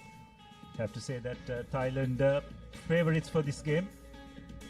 Got a good win against Sri Lanka earlier in the morning, and this is the Thailand lineup. Jai Jarim, Nawab Kev, Wandi, Jantamala, Witya Rontau, Yoda, Michok, Manesi, Hunkid, Narastofa, Salinda. Yes, and just running out of time to go through the entire name sheet of both teams, as Malaysia and Singapore have taken the field. Joining me in commentary is Khadija. Khadija, so far from what you've seen in the women's segment, what do you think this game will have for us? Yes, Abdullah, I think it's going to be absolutely exciting. And we have our referee, Hibiki Ikeda.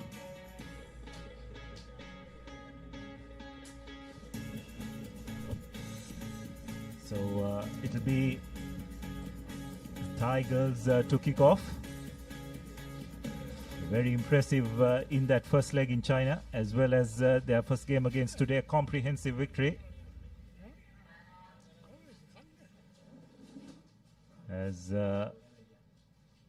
it's a long-ranging kick, not collected cleanly by Singapore. Nonetheless, they managed to get possession, and they've dropped the ball, and Thailand have pounced on it to get the first score of the game right under the post. Poor Yes, collection. Abdullah, not even seconds after the kickoff. One small mistake from Singapore, and Thailand manages to pounce on it and make score. And there goes the conversion. It's successful. I'm sorry, it's unsuccessful.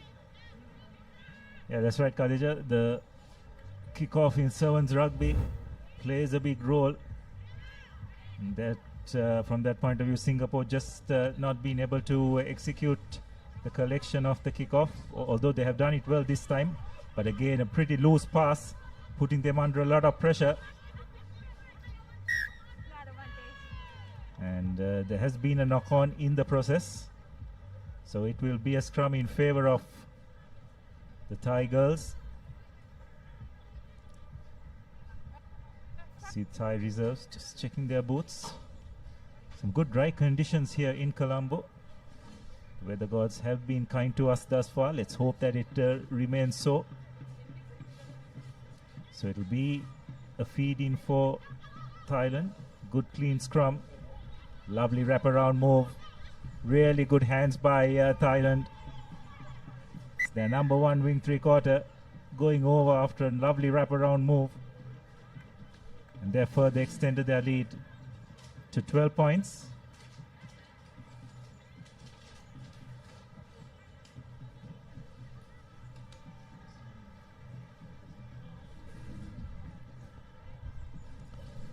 So the conversion is successful.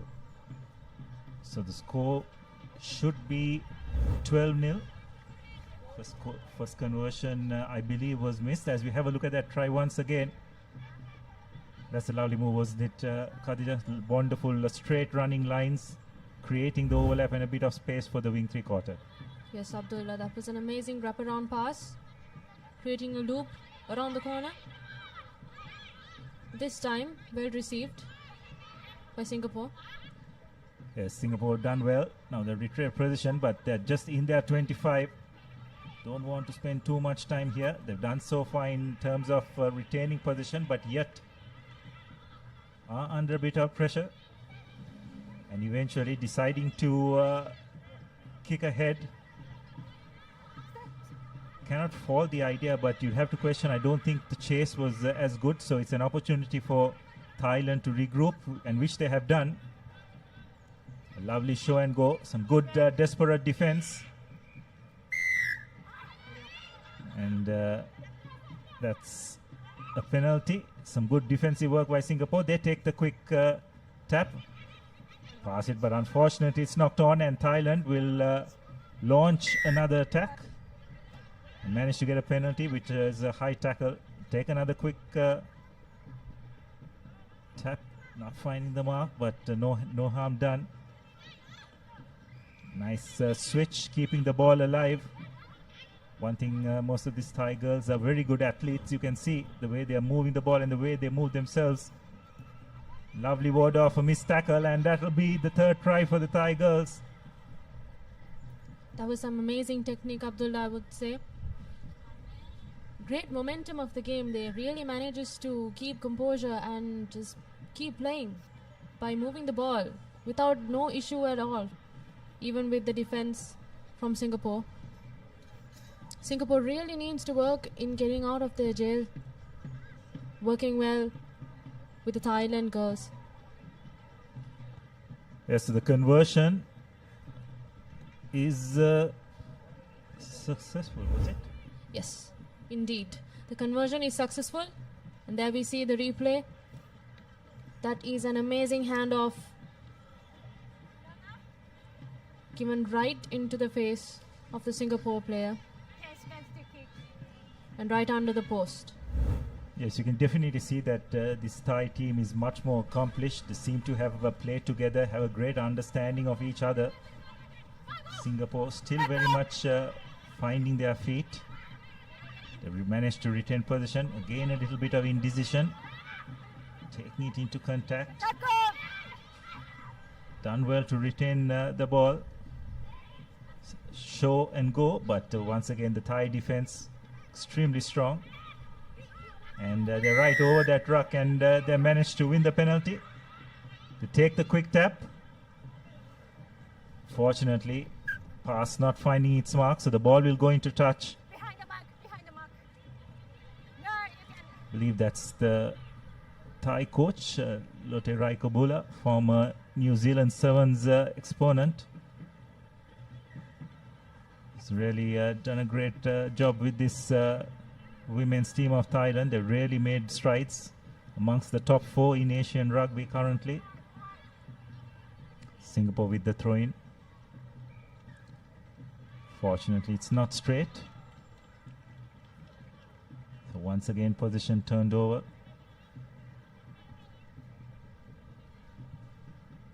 So that's him. He's had a bit of connections with Sri Lankan rugby as well over the years. Used to play in the Sri Lankan international sevens as well. Has had a few coaching stints here as well. Yes, Abdullah, and we can see now it's the scrum in favor of Thailand with the feed in. That's a successful scrum. Easy wrap around. Draw and pass, I would say. Look at the physicality of the game. Amazing.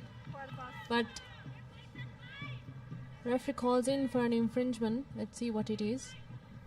Yes, I believe it was a forward pass, Khadija. Yes, you got it spot on. I think the physical disparity between both teams also is pretty evident. Tigers much more stronger, faster, quicker on their feet. The lateral movement is much better. Singaporeans seem to be struggling in that aspect, running out of ideas. Once again, they find themselves on their goal line. Taken into contact. They've done well to recover possession, and they've decided that that's enough. The hooter has gone, and that'll be half time.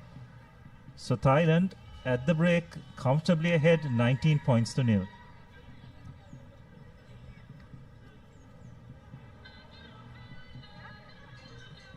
So what do you make of that first half, Khadija? Is Thailand just a halftime confirmation, 19 points to nil in favor of Singapore. Okay, we'll go in for a quick commercial break, and we'll see you on the other side.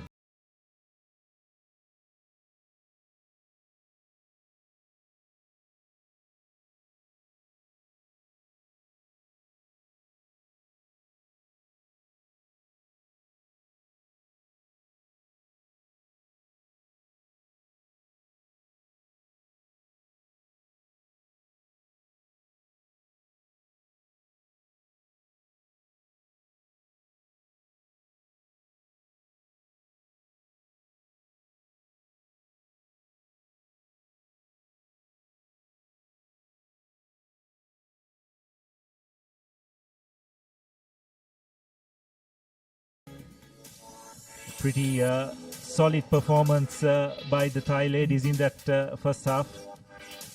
A lot of unforced errors by Singapore, not helping their cause as well. But again, some wonderful ball movement by Thailand. And Singapore is unable to make their first time tackles, which also did not help their cause. And as a result, they find themselves comfortably ahead, 19 points to nil. So this is the next game that's coming up. Hong Kong, China versus Sri Lanka in the women's pool play. Could be another really tough outing for the Sri Lankan lasses. Went down to this Thai outfit earlier in the morning. As we start the second half. Thailand comfortably retrieve the ball from the kickoff. Bit of indecision. Still, Abid, even with that indecision, I would say they keep moving their eyes to manage to find spots around the ground. But they do have 70 meters to cover, and like I said, there we go. And I think that is an amazing 70-meter sprint towards the whitewash, and there she goes. Number 8 jumper. Yes, long strides. Very hard to stop once you get behind that first line of defense. And as a result, Thailand have got their fourth try. It's Waneri Michok who goes over. And she'll look to add the extra points herself, which she does without much trouble. So it's 26 points to nil. So have a look at the replay of that move. A switch pass, wrap around. The Singapore defense indecisive on whom to take, which left gaping holes, and Michok just having a far too much pace for the covering Singaporean defense. So that's another kick off, and that's a penalty. It's dangerous as well. Player tackled in the air. So the Thailand will be down a player as well, Khadija. It'll be interesting to see how they will react to this. Will they be able to make maximum use of it? Yes, Abdullah, I see that the number 5 player did not expect it to be a tackle. It just came right through in between her hands as she went down to find the ball during the restart. And now it seems that Singapore has the numbers advantage. Let's see how it plays out. Yes, they've got to make it count. For 2 minutes, they will have an extra player. Set. Good clean scrum. Once again, though, the pass just not finding its mark. And Thailand have managed to rip that ball away. Good tackle by number 2. But Thailand just having enough composure to retain position. Singapore desperately trying to keep possession of the ball, but Thailand, one way or the other, just seem to be having favor of the bounce of the ball going their way. Yes, Abdullah, and they're really managing to keep composure even with one man down.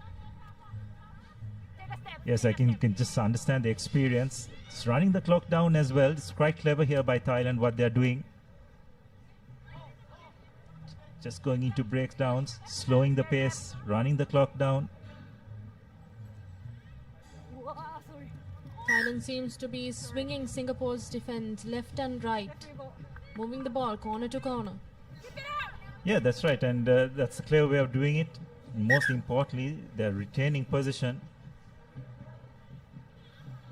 And that last play of the ball hitting the referee will probably help their cause as well to run the clock down a bit more. Yes, Abdullah, it's all about retaining possession of the ball after all in a game of sevens, and also how you manage time with 7 minutes on each half. That's right, possession is key, isn't it? You don't want to defend too many minutes in a game of sevens rugby. Thailand, again keeping it tight, using their physicality to good effect. It's now their number 4 drawing 2 players and just getting that pass out to their number 10.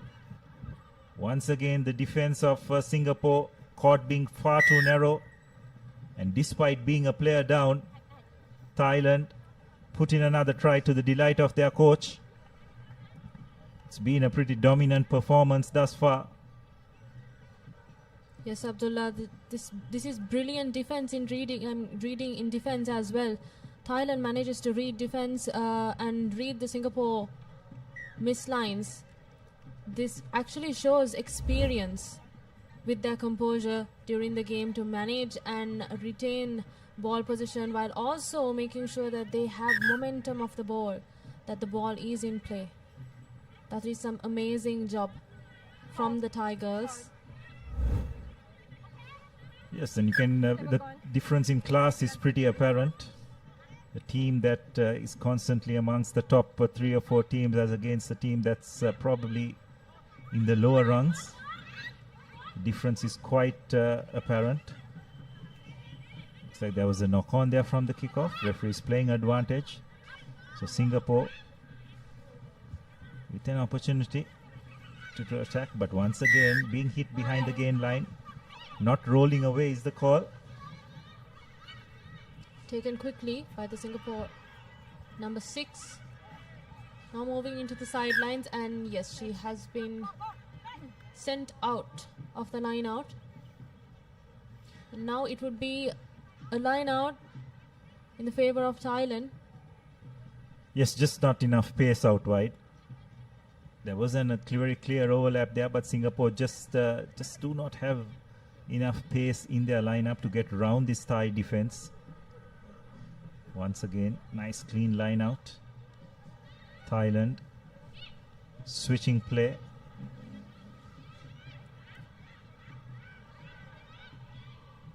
Also, Abdullah, that support play is commendable from Thailand. Yes, they're getting the number of players they need to at the breakdown at the correct time. Recycle of position is really good. Once again, just holding the players at bay. You can see 3 players committed to that one player in defense. Yes, Abdullah, that really shows the absolute physicality of the Thailand girls, unmatched actually with the Singapore. Yes, once again Singapore just taking it into contact. Just into the final few minutes of this game. A dummy switch, spreading it out wide, and once again number 8 showing a clean pair of, or rather number 6 showing a clean pair of heels to opposite number. to go under the post for another try. It's been a dominant performance by Thailand. 38 points to nil. No doubt will definitely be one of the contenders as Yodhya, the try scorer. No mistake with the conversion, so that will be the final play of this game. Thailand winning comfortably, 40 points to nil over Singapore. And another convincing win for the Thai.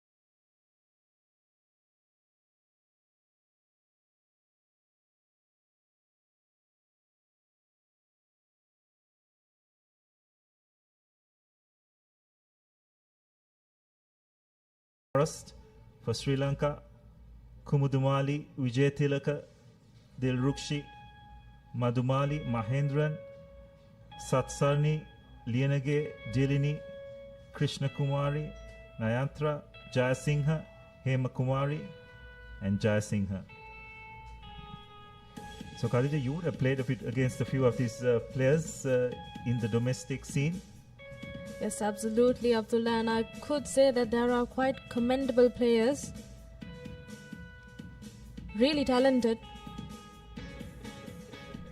Yes, what they need is probably a bit more exposure, probably continuous training, because the standard of women's sevens rugby in this Asian circuit has definitely grown leaps and bounds, isn't it? We've seen how much India has improved over the years. Very strong outfit now, so Sri Lanka with a bit of catching up to do, but I'm sure that within the next few years we'll see a bit of development in that aspect. Yes, Abdullah, I would say that all this comes from experience as well. So I think Sri Lanka needs to be more exposed into games, even especially in the women's division, because I know that they can do their very best, because we have some very talented legs over there. Yes, well, I wouldn't argue with you on that point, Khadija. Having played against most of these players, but as of now, it's going to be a really tough encounter for the Sri Lankan girls. They need to get in a good performance here. Pretty disappointed probably with their performance in that first match, as it's top Dechand Jetani who will take charge of this game.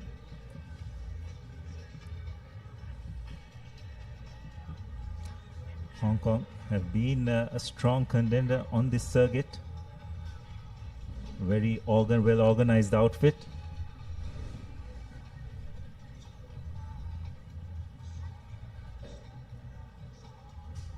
It will be Thailand to kick off. pardon me, it's Hong Kong to kick off.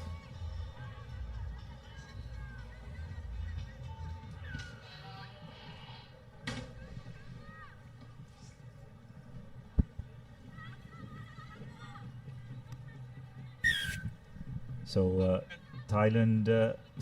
Hong Kong not reaching the 10-meter mark. So it will be a free kick in favor of the Sri Lankans, an opportunity for them to try and make their mark early on in this game.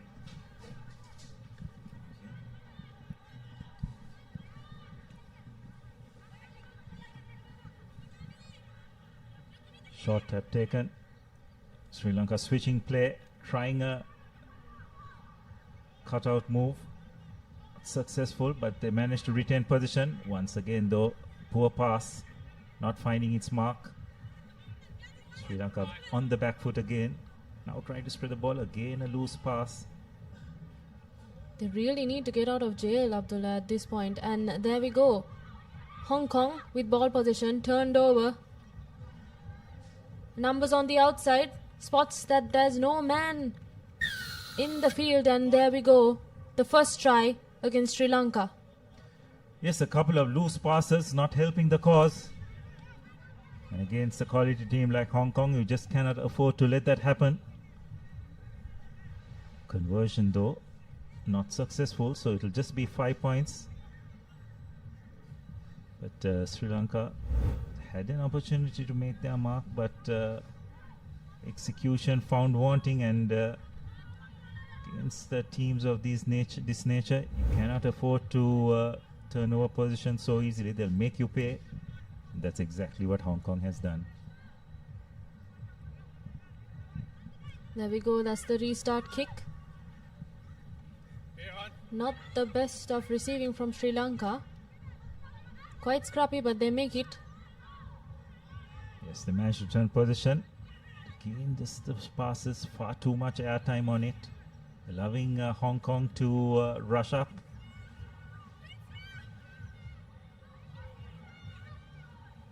Again, passes just not finding its mark. Now Sri Lanka just find themselves about 5 meters away from the try line, and position has been turned over. And it's the number 4. Will go over for the second try.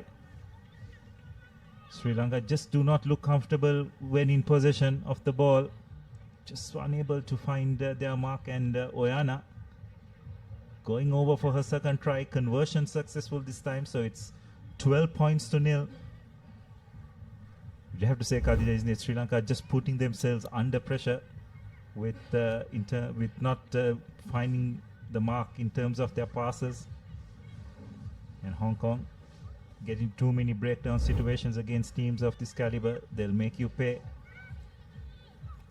Yes, Abdullah.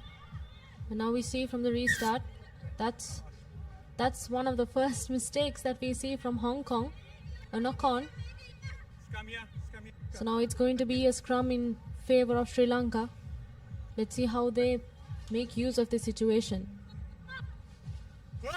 It's really the set pieces that you have to make sure to take advantage of.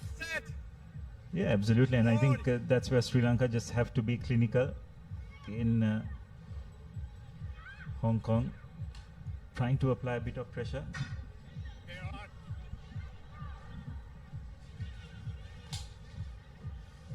Position being turned, pressure being applied to Sri Lanka. They managed to hold on to possession.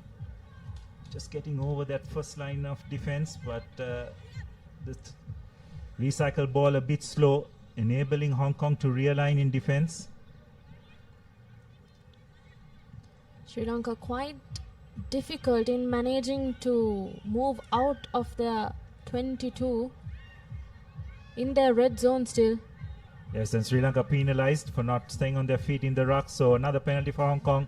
They take the quick tap and they've spread it out wide. Sri Lanka just not being able to get the numbers across. It'll be their number 11 who goes over for their third try.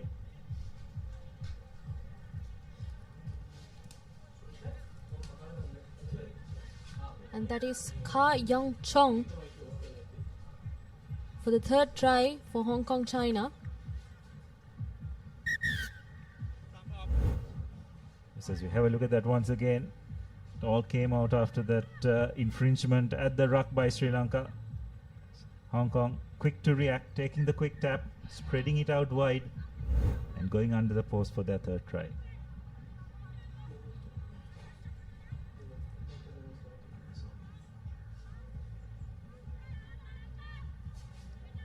So it's Hong Kong. They'll restart proceedings again. Looks like they have overcooked it. Bundles into touch. Yes, it'll be a line out for Sri Lanka, but you'd rather have collected the line out, isn't it, against a team like Hong Kong. Interesting to see how Sri Lanka's line out functions. I think, Abdullah, this is the first line out of the match. Yes, Hong Kong has conceded. Yeah, conceded, but they managed to win it despite not managing to retrieve position from the kickoff.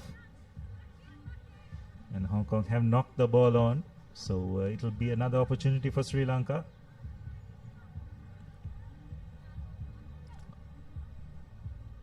Sri Lanka just seem to lack a bit of options and enough attacking threats in their arsenal. Pretty lateral. Don't get many opportunities when you play teams like this. Now it's a missed pass, but once again, just not being able to hold on to possession. And Hong Kong's number one just brushes away the Sri Lankan defense to go over for Hong Kong's fourth try. It's disappointing, isn't it, Khalida? Virtually all four tries have come as a result of turnover possession from Sri Lanka when they have had possession. So it's not that Sri Lanka haven't had opportunities, but they've just not been good enough to take it. And a wonderful conversion on the stroke of halftime sees Hong Kong leading 26 points to nil. And looks like we'll yet have time for a kickoff, because the try was scored before the hooter went. So we will have another restart. This time well collected by Sri Lanka, but Hong Kong looking to apply pressure at the breakdown. And Sri Lanka have had enough of that first half, and ball has just been hacked into touch. And at halftime, it's 26 points to nil in favor of Hong Kong.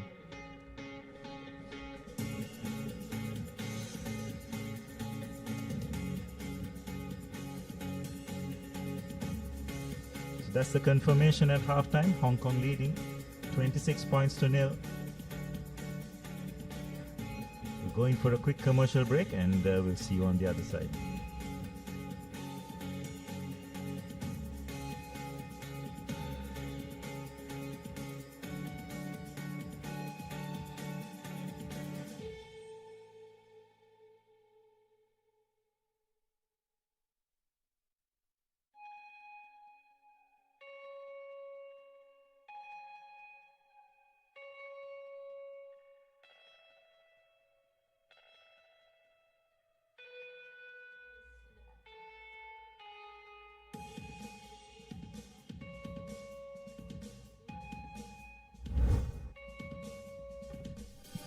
Welcome back to the racecourse as we have a look at the highlights of the first half. It was one-way traffic as far as Hong Kong is concerned, benefiting from some pretty poor passing by Sri Lanka. All four tries virtually coming off turnover position, giving Hong Kong to run against some unstructured defense. And they've been really good in terms of execution. Yes, Abdullah, and I think Sri Lanka should really, and that's coming up next, men's pool fixture, and that is Malaysia versus Philippines, that we're going to expect yet another exciting performance from the men's division. And there we go. That's the kickoff for the second half. Let's see how Sri Lanka manages to regain possession of the ball. Yes, they definitely need to come in with a better performance. Not the best of kickoffs, but that's really well judged by Sri Lanka. The Sri Lankan player just allowing the ball to trickle over the halfway mark. Now Hong Kong just on the back foot for a change. Sri Lanka with an opportunity, but they needed to straighten out, and they have lost possession, but penalized for not releasing the tackler. So Sri Lanka with an opportunity, 2-on-1, needed to get that pass out, and unfortunately Sri Lanka just not good enough in terms of execution. There was a 2-on-1 situation. There was that Khadija just needed to straighten out and pass, but going into contact, which you don't want to do against this Hong Kong team, and they're really good at the breakdown in terms of turning position over, winning the penalty. And Yes, absolutely, Abdullah. And also, we have 70 meters to use in sevens with 7 players. They can quite take advantage of the depth. And so far with Sri Lanka, the passes have been quite lateral and flat, I would say. Yes, have to agree with you. And more importantly, it's not been finding its mark. So referee has his hands out for offside. Sri Lanka not maintaining the 10 meter they need to at line out. Referee still playing advantage, but Hong Kong have got hold of possession, using the short side. The number 1, very good carry, but that's some really good work at the breakdown. Brilliant work by Sri Lankan number 7.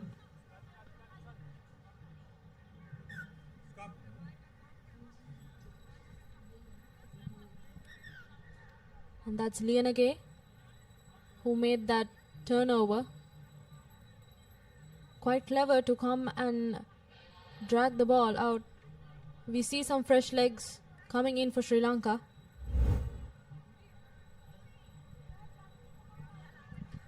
Yes, let's have a look at that again. Some brilliant work by the Charini Lianage. Yes, that Yes. is Charini Lianage. Yeah, an A division referee as well, showing some wonderful technique at the breakdown to turn possession over. Sri Lanka interestingly have opted for a scrum from that penalty.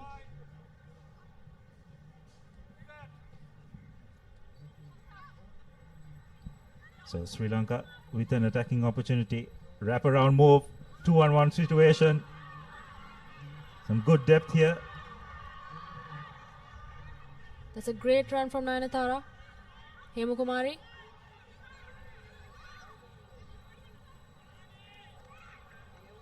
Unfortunately, a bit of indecision, resulting in possession being turned over. Pass looked to be forward.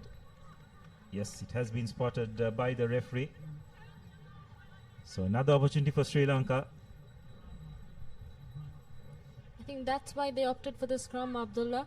You could see that amazing and beautiful set piece move from Sri Lanka. Right on the halfway mark. Sri Lanka have moved towards the left flank, all the players. Okay, just trying to change direction. No, hands. On your right, bro. Slow ball. Hong Kong rushing up and putting pressure on their defense. But Sri Lanka have done well to retain position, but they've got to move forward. Again, being stuck behind the gain line. The ball was hit out of Sri Lankan player's hand. That's why play was allowed to go on. But no harm done as Hong Kong have managed to win the penalty. Number 8 just looking to pass the ball back. Knock on is the call. So a bit fortunate for Sri Lanka. Also, Abdullah, in defense, Sri Lanka really needs to manage to maintain the composure and the defense line to be quite accurate to stop the Hong Kong girls. Yes, I think where they've really struggled in this game is in terms of the accuracy of their passing. It has resulted in possession being turned over, which Hong Kong has been really good in terms of making maximum use. And interesting this time, Sri Lanka deciding to go to the boat. Just a grub head, not much distance. But Hong Kong have managed to get possession and win the penalty because Sri Lanka have not rolled away. Fortunately, a knock on for by Hong Kong. So just entering the final 2 minutes of this game.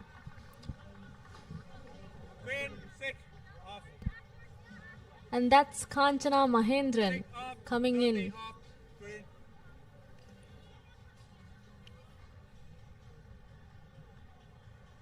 So far, a scrum in favor of Sri Lanka, and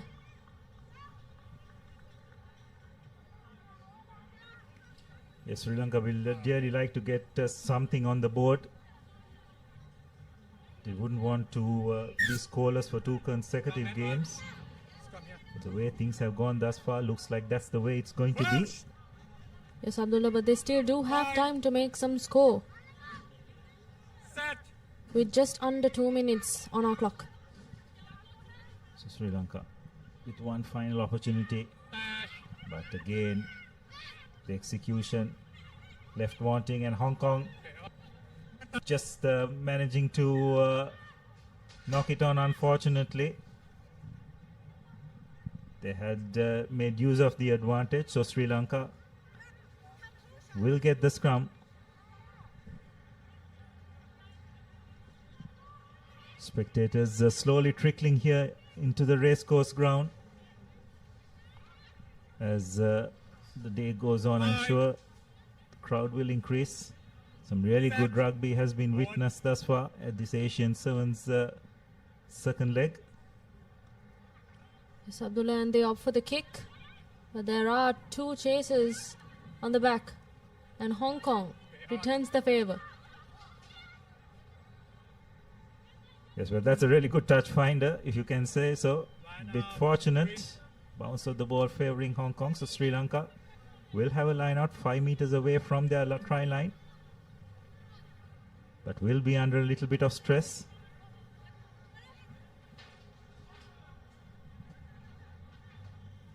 We approach the final 30 seconds of the game.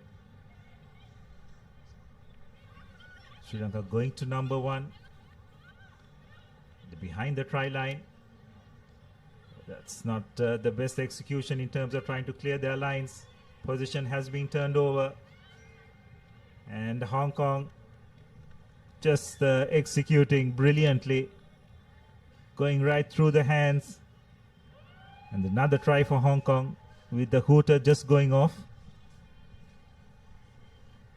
And that glimpse was the teams of the women's section players from Sri Lanka. They have come to support their fellow teammates. So the conversion is not successful. And that's the end of the game. Comfortable victory for Hong Kong. Pouncing and making maximum use of Sri Lanka's errors.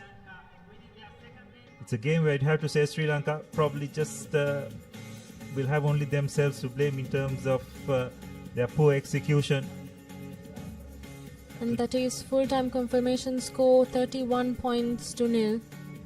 And Abdullah, it's really about the technique, isn't it? It's about managing possession and maintaining depth. Sri Lanka lacks depth in their attack, and that is why the defense of the Hong Kong players seems to be right in front of their faces. Yes, and I think it comes down to just having enough exposure at this international level, isn't it, Khadija? That's probably an area where Sri Lanka lack. Hong Kong, you can see a very experienced team. As we have a look at the key stats, 5 tries and 3 conversions to Hong Kong, which makes up their 31 points. So that's a commanding victory for Hong Kong, and Sri Lanka yet with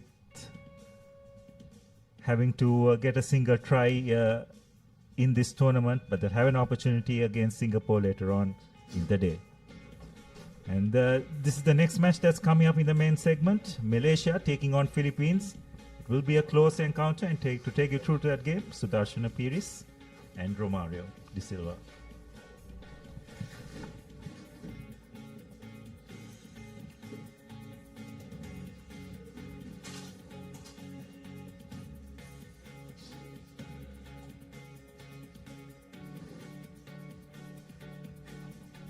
Malaysia set to take on the Philippines, and both teams, well, Malaysia, they had one win in their first game, while Philippines come in with a defeat against a hard-fought Hong Kong team. Well, the champions from the first leg made easy work of Philippines. Malaysia, on the other hand, they did have a good outing against Korea, and will be looking to continue in that vein of form. I have Sudarshana with me in the comment box. Sudarshana, well, the sevens action only keeps coming. Brilliant, isn't it, Romario, to have Asia Rugby Sevens coming back for the loved Colombo leg, as we see the crowds coming in as well. Malaysia taking on the Philippines here at the racecourse, coming to you live on the Papare, official broadcaster for Asia Rugby for this tournament. In fact, it's great to have the Colombo leg, as you said, Sudarshana, after a lapse of 8 years. Yeah, largely due to the fact that the pandemic wiped out all sporting action as well. It's why it has taken so long. And very thankful to Asia Rugby and all the Sri Lankan authorities who worked very tirelessly to put this together here. Very good conditions so far, Romario. Fingers crossed it'll hold on. So by the looks of it, it'll be the Philippines to kick things off. Through their number 11, puts it deep into the 22. And Malaysia will have to build from pretty much inside their own 5-meter line. But early on, pressure coming in by Philippines and a knock on. Kickoffs used as an attacking weapon. A lot of the good sevens teams, they try to do that, Romario, where they can find their opposition trekking back to catch that ball. And if you get your choices in the correct areas, you can put them under pressure. Indeed. Five. Philippines, they did that very well in their first game too. And now they continue to do so. Here they go to the line. Coming in short and goes straight through was number 11, Ryan Mitchell. He goes under the post for the opening points within the first minute of play. Brilliant work by the Philippines. Mitchell running in a brilliant line and making sure that they touch down first within the first minute of the game. Great start. They did in fact start against Hong Kong as well on the front foot in the first few minutes, but they unfortunately peter out as the game goes on. But I'm sure the coaching staff would have had a look at that, and there will be no doubt to be wanting to put that right.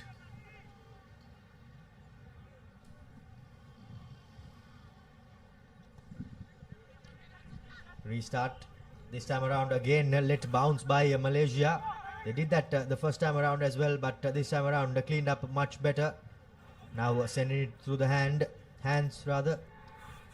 Loopy passers not helping their cause. But Malaysia somehow, the player wriggles his way to the floor. Cross kick coming in. Again the ball was let bounce. Unfortunately, I think if he could have accelerated and got onto that ball without it bouncing, I think he would have been gaining some good meters. Was there for the taking for Malaysia.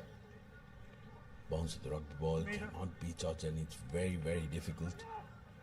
Hong Kong, I beg your pardon, the Philippines taking it quickly. No 2 meter. 2 meter. The referee awards a shot on penalty. Quickly taken by the Philippines, spreading it wide now. Numbers and space on the outside will Moses have the speed and the legs and the finish.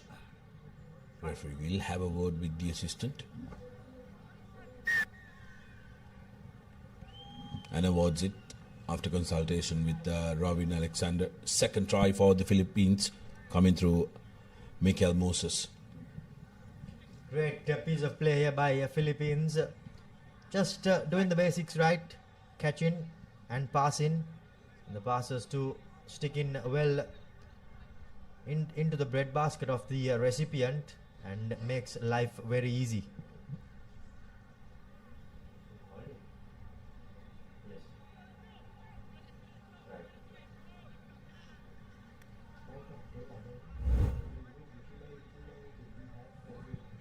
Here's another look that try different angle, no problem there. Touches down.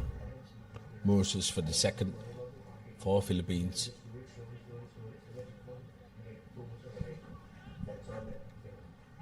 Back, clear.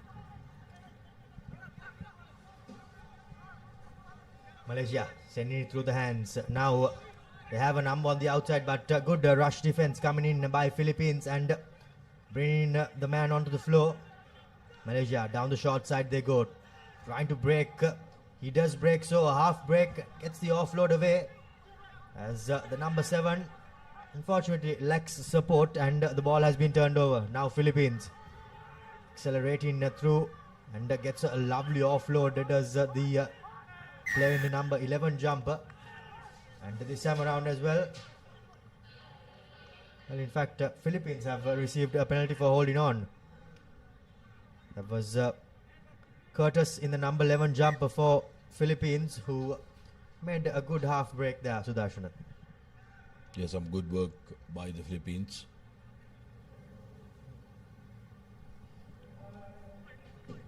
They'll want to manage the pace of the game. They're 12 points up, 2 minutes to go in this first half. Despite being very gloomy, Romario, it's quite humid in the middle.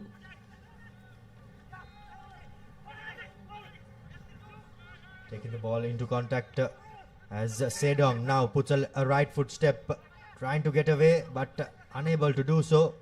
The ball squirts out, but the referee goes back for the penalty advantage. Says that there was a tackle off the ball by the looks of it. Philippines have done really well, Sudarshana. They have not let Malaysia get any possession in this game, and whatever possession they got, they received everything deep inside the red zone of their own half. So things have not been really easy. Absolutely, they've bossed the territorial battle, Philippines. They've camped themselves in the 30 of Malaysia, putting them under a lot of pressure. Here's an opportunity for Malaysia. The chase is on. Some brilliant touch there would make any football coach proud, Romario. Yes, indeed. A lovely touch, but just not working out the way the Philippines player would have hoped it would have. And now, just about 40 seconds left. Malaysia will be desperate to strike. They have not been able to do so throughout the whole of this game. Break. Feeding into the scrum is, or preparing to feed into the scrum is the number 12. Bahurdin. Ball turned over. Gets the pass away, but just goes forward there. Unfortunate there for the Philippines player. He had the try line beckoning, even though it was about 60 meters away. But just that pass not going the way he would have hoped it was. Here you see the replay there. Yes, indeed. Forward it was. Okay, no stop, no stop. Play out, play out. Come on. Coach. 5. Set.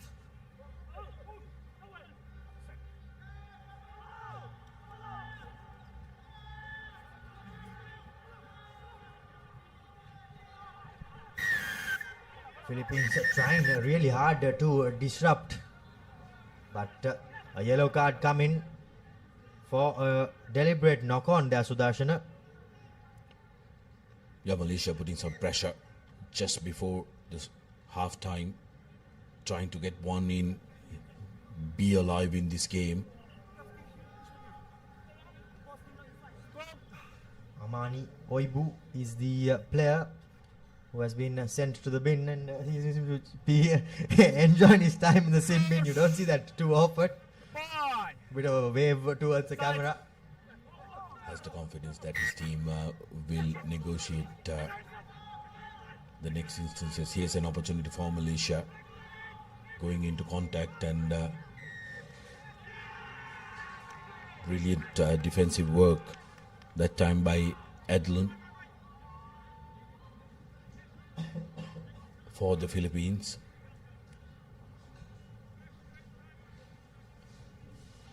So Clifford Dawson in the number 1 jumper.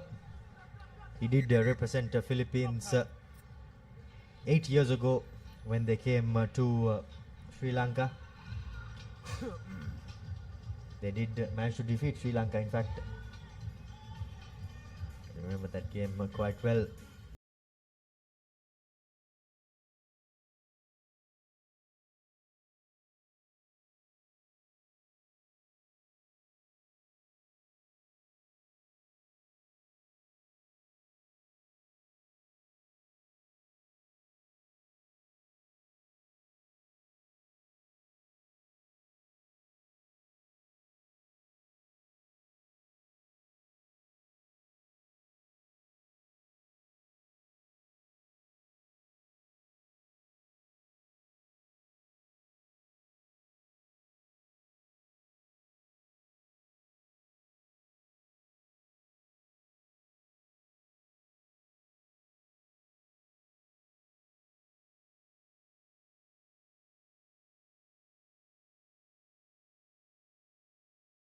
Action from Racecourse Asia Rugby Emirates Sevens back in the island shores. This is what happened in the first half of this game. Philippines running in twice.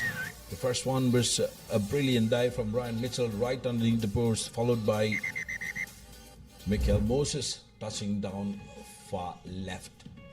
12 points to nil, and coming up we have a big one. Hong Kong taking on South Korea. That's going to be a big clash in men's pool A, and will most probably decide the top seed of that group. Indeed, I think South Korea did not perform well in their first game, but Hong Kong, they started a bit slowly. However, they managed to get into the game, and they ended with a thumping victory. They are preparing for the second half. Malaysia taking on Philippines.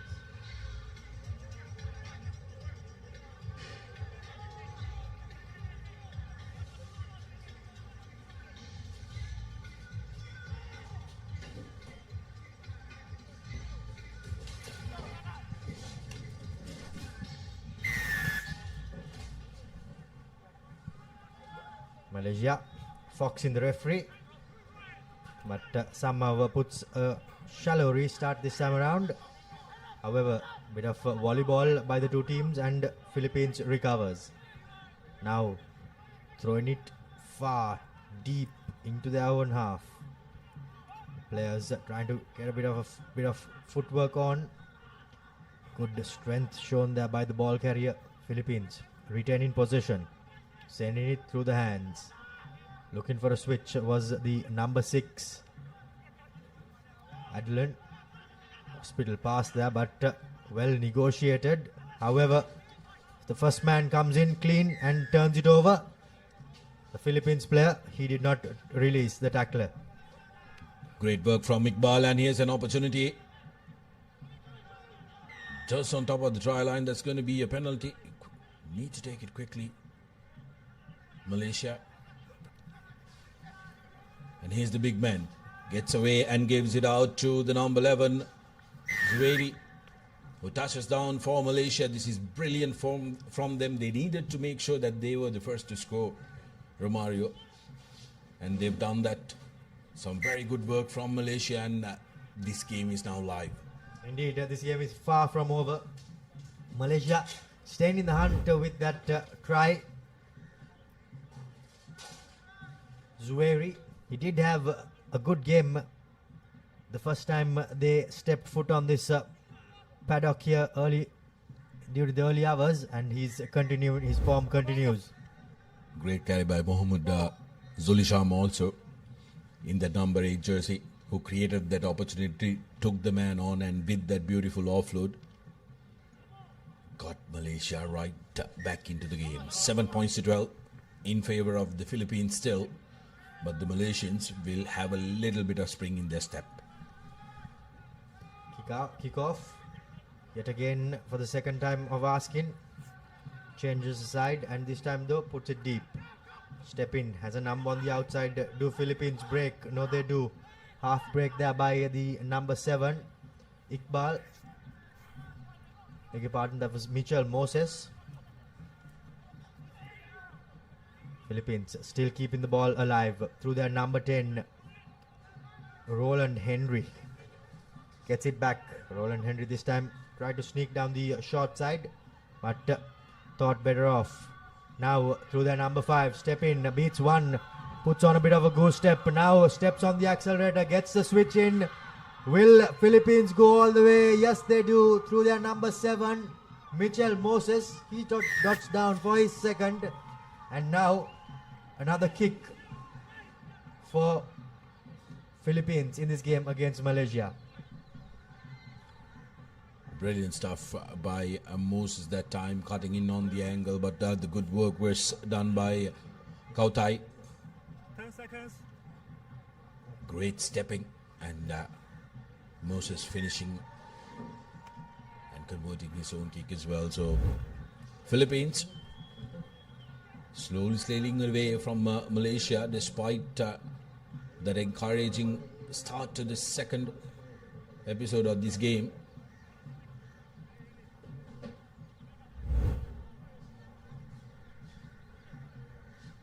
Three and a half minutes to go. 19 points to 7. What can Malaysia do? Malaysia will no doubt have to strike back next. Lovely kick off there, collected by the number 10. Well, we all know why he's in that number. And will the Philippines manage to score? Yes, they do. Through their number 11, Ryan Mitchell this time. And the Philippines have now extended their lead, and by the looks of it, kicked Malaysia out of this game and out of the reckoning. Yeah, you could say that try sealed the deal for the Philippines. Beautiful work by Roland Henry, and Ryan Mitchell finishing it off. His second for this game and second of the tournament.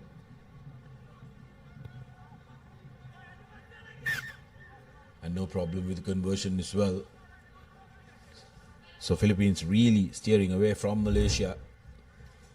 Malaysia will be looking to get the defensive discipline right. Romario, plenty of holes opening up where the ball left. So that's something that they will have to take a deep look at before the day finishes. Yes, indeed. And Philippines, well, they have analyzed their first game and they are bouncing back really well. They did open the scoring twice against Hong Kong, but fell away this time around though. They are sticking to the pace and keeping up to it. Kick off. Collected, but the referee says there was a slight knock on in there. About 1:30 plus a bit of change left on the clock, as a few changes coming in, fresh legs for Philippines, and they will no doubt be hoping for an injection of pace. Sudarshana. Absolutely, and also management of your squad is also very important to remind you, especially given the fact that it's a 2-day tournament. You got to play 3 games today and then possibly 3 games tomorrow as well. You need to make sure that your entire squad is ready to go when the time comes, as Malaysia look to try and get another score, which will be a consolation score. They have some very good talent sprinkled across. Zuhairi, man carrying the ball that time. Amr, Putra. Now to Halim.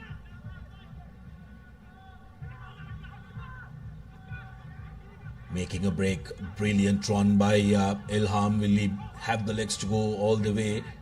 Support is there securing it.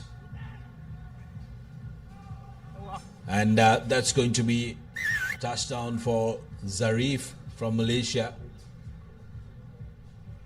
And they show they are here to play, Romario. Very good work done by the number 11 Suwairi. Zarif touches down. Yeah, surely here to play Malaysia. Just falling a bit short in this second game though. At a great conversion coming in. 14 points to 26. Zueli with the extras. Set up the try. Made the try assist. And made easy work of that conversion as well. Come off. Time unfortunately though has run out for Malaysia. But they will be happy with how they came back in the final few minutes. But having said that, they'll have quite a bit to brush up on before they go into their third game. Restart yet again used as an attacking weapon. Lost forward however by both teams. And the referee says that there is a bit more left on the clock. And we will have the scrum. Can Malaysia get one more score here? Because 19-26 would be so much more better than 14-26, Romario. That's going to be a penalty. Hands on the ground, falling over the ball and killing it. Quickly taken by Malaysia, but loses it forward, and that will be the game.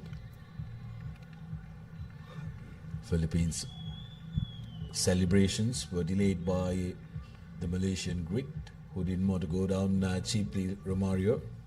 14 points to 26 is how it finishes.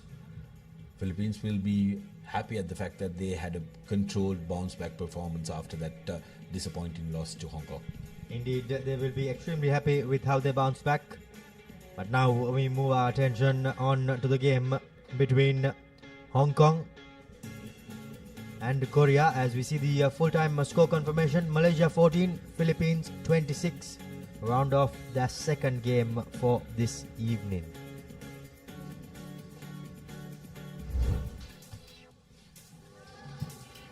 Highlights of the game: Malaysia getting their touchdown early in the second, making it live.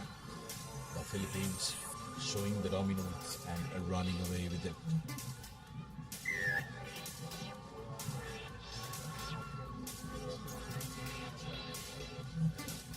What will be very, very encouraging for the Philippines will be the fact that they managed to have multiple scorers contributing to their success. The stats of the game: Malaysia 14, 2 tries, 2 conversions, whereas Philippines 4 tries with 3 conversions. 14 points to 26 the score.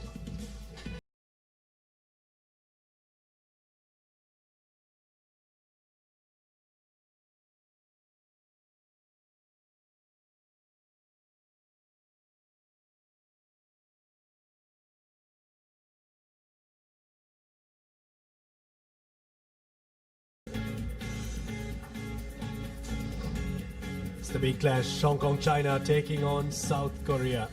A big one coming your way here from the racecourse. If you're in and around Colombo, make your way to the racecourse grounds. Here's the kickoff from Hong Kong in this important fixture in this group. Well collected there by South Korea.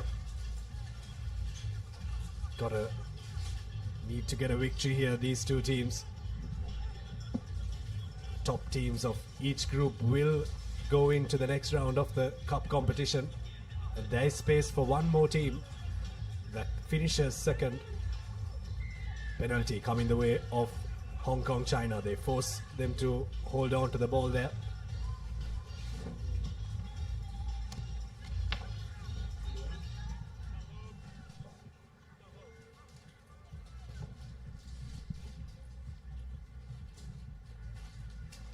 Hong Kong have been the better team, haven't they, right throughout this Asia Rugby Emirates 7 series. The first leg, they absolutely blew away all their oppositions. But so far, they had a bit of a sketchy start, Sudarshana, in the first game that they played against the Philippines. Here's the scrum for Hong Kong. China running on the outside. That's going to be the first score. Easy does it for Hong Kong. China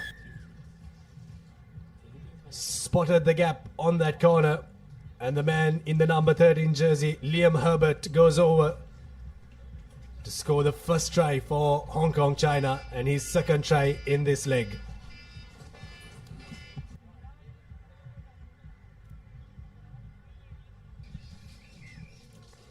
No problem with the conversion as well. Hong Kong straight away hitting the ground running in this game. They do not want any upsets coming their way after that little jittery start to the tournament. Korea this time managing to secure position as the skies seem to be opening up. There is a little bit of a drizzle. Great carry by the Korean players. They spread the ball wide. Looking to run on the outside is Kim.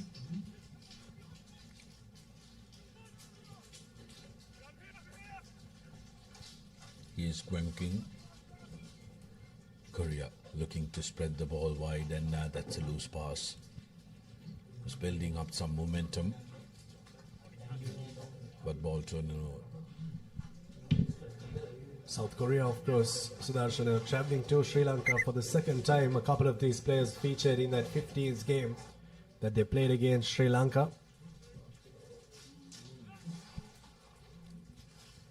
Set piece line out for Hong Kong. China now.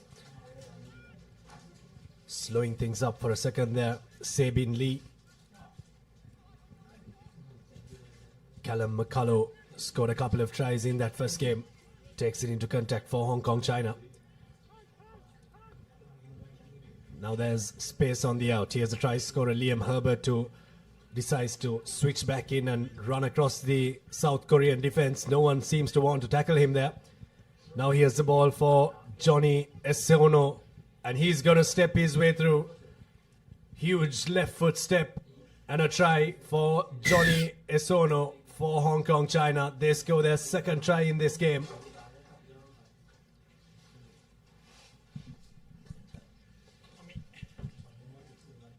Great composure from Team Hong Kong. And the first time today, the field became a little sunny, and then the skies open up, which was going to be inevitable showers today. It was only a matter of what time they would arrive. So presents a newer challenge for most of these teams to quickly adapt to that wet conditions, wet underfoot conditions, and also wet ball conditions. Spreading it wide is going to be a little bit of a task, but the better teams will look to adapt. Sebastian Breen takes it forward for Hong Kong. China over the ball there. Ji Hun Park evading the first tackle and evading the second tackle. Third try for Hong Kong. China. It's James Christie who goes over in that number 8 jersey. A little too easy here for Hong Kong. China. They've really had a bit of analysing done of that previous performance.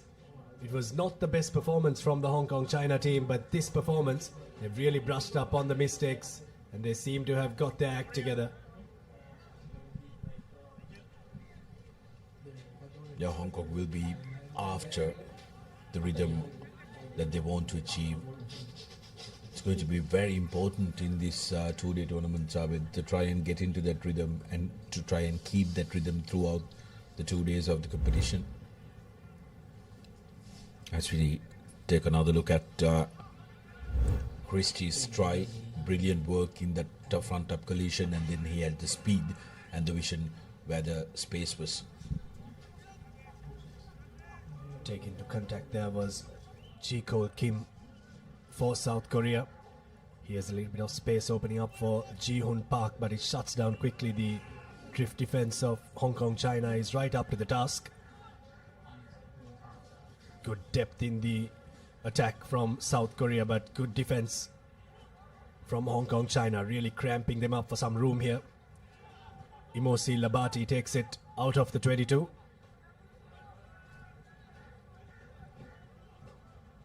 Spots a half gap there, but closed up once again. The Hong Kong China defense is really up to the task. Now here's an opportunity for Ji-Kol Kim. He's got Imosi Labati with him. They need a couple of supporting players. Oh, just lost his footing there. Ji-Kol Kim. And a penalty coming the way of Hong Kong China for not playing the ball on his feet there. Imosi Labati, the guilty party. Yeah, rugby is played on the feet. The moment you go down, you have no right to the ball, and about that time, guilty of that. Opportunity for Hong Kong to put in another attack, and they will be looking to make sure that they execute perfectly. It's going to be crooked. It's opportunity for Korea to try and regroup. Final play of the first half on our clock. South Korea have won the series once in 2010, 2021 and 2022. They were the runners-up, but they've slipped away from contention for that title in the last couple of years. Sudarshana, Hong Kong, China and Japan have really stamped their authority in this Asia Rugby 7 circuit. Here's an opportunity for Korea, putting the ball behind the Hong Kong defense. The chasers overrunning it. Still available, and Christie says enough is enough. Let's get some water in, and as we go into half time.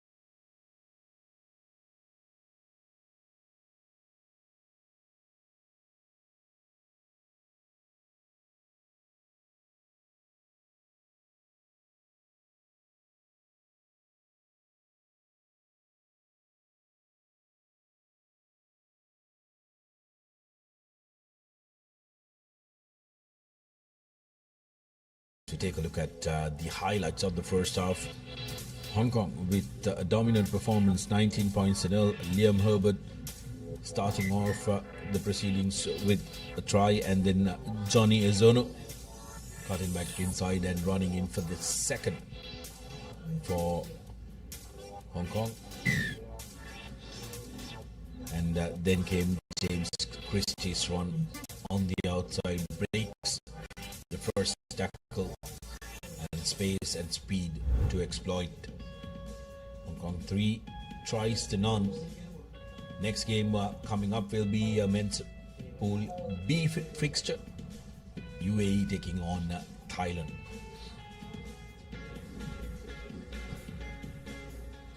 Important half for South Korea. They need to get a couple of scores. Even if they don't win this game, they need to try and bridge the gap when it comes to points difference, if they are to try and make way in the cup segment. But here's the try scorer who opened the scoring in the first half, who will do the same in the second half. It's Liam Herbert.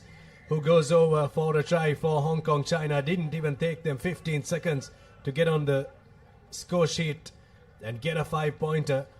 Hong Kong China well and truly running away with this one. Yeah, making it look easy, Hong Kong. Herbert that time, yet again, really making South Korea hurt. Conversion doesn't find the mark, but Hong Kong will not worry. 24 points to nil, comfortable win, beautiful offload from Herbert. Beg your pardon, Christie. And then Herbert says, I'll cruise along the way. Gets his second of the game. The restart with South Korea under pressure. Here's pace. Well, he had the legs, but no, Christie is there to cover that. Not releasing the ball, so penalized. Not releasing the tackle player, rather. Opportunity for Korea. With the slide down, it's becoming a little muddy here at race course. But Korea looking to create phases and loses the contact. Here's James Christie going in for his second, making it look so very easy. A tackle for good measure, but he was never going to let that go. He really didn't expect that. If he didn't score that, that would have been one for the highlights reel. 2 tries in this leg and 2 tries in this match. 29 points to nil. It really goes to show how much ahead this Hong Kong China team is of the other teams in the Asia Rugby Emirates 7 series. Conversion, no problem whatsoever. 31 points to nil. Jack Combs with the conversion for Hong Kong China. Here's a replay of that try. Good ruck work coming in there for Hong Kong. Sebastian Breen had his number 8, James Christie, on his right. Putting in a little shove there. Yung Song Jong. All to good avail there. 31 points to nil.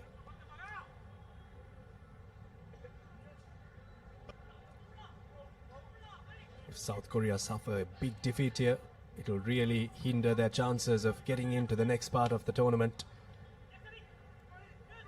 Slight knock on there from Hong Kong China, well spotted there by the referee. Yes, South Korea not managing to see away the threat of Hong Kong's restarts. This is the difference between good and brilliant teams. Hong Kong really using that restart to very good effect and as an attacking option. Some things that you can perfect in the training pitch, isn't it? 3.5 minutes to go for South Korea. It will be feeling like a lot more than that. Hong Kong, on the other hand, are enjoying themselves here. They'll be looking to make sure that they keep this rhythm going.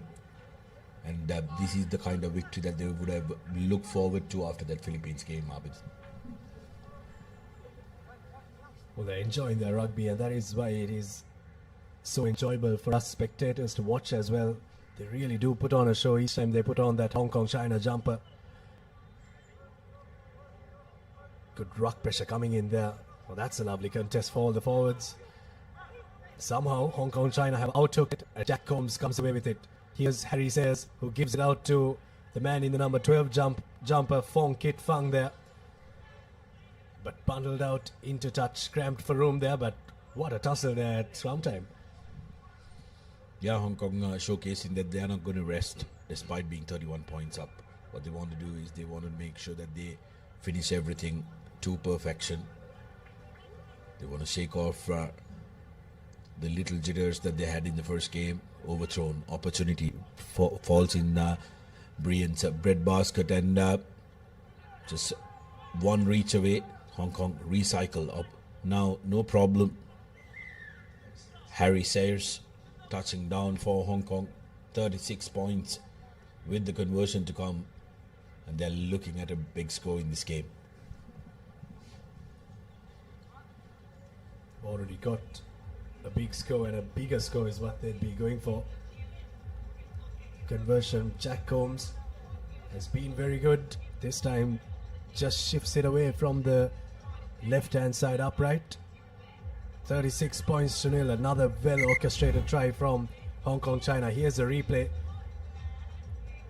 Wasn't too greedy for that try. Knew that it just needed one more phase. And a phase that allowed Harry Sayers to score the try for Hong Kong China. Around a minute remaining on our clock. Bit of a deep restart and a contestable one at that from Hong Kong China. A good one there. Here's Korea looking to shift it and try to get a score here in this game, but brought to the ground there was Yun Chak Hwang, pouring in at ruck time, and they dropped the ball there, but it's played on the ground. Now here's an opportunity once again for Hong Kong to get another score. Phong Kit Phang, oh, that's a fantastic score. Sevens rugby is always about speed and agility, but that try was physicality at its best. Phong Kit Phang goes over to score a try for Hong Kong China. 41 points to nil now. They have absolutely blown away the South Koreans. Conversion coming from Jack Combs. That's a beauty as well. That's right through the sticks. Phong Kit Phang will have a look at this replay and be very proud of himself. Have a look at that. Pumped his legs. 4 South Korean defenders around him. Not one of them could stop him from scoring that try.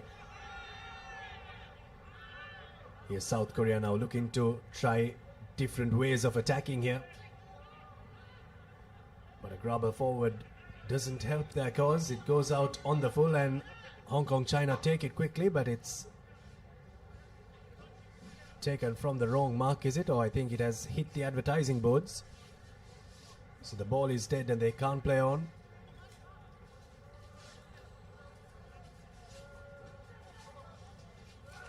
Line out, not clean, so it's collected by Sebin Lee for South Korea.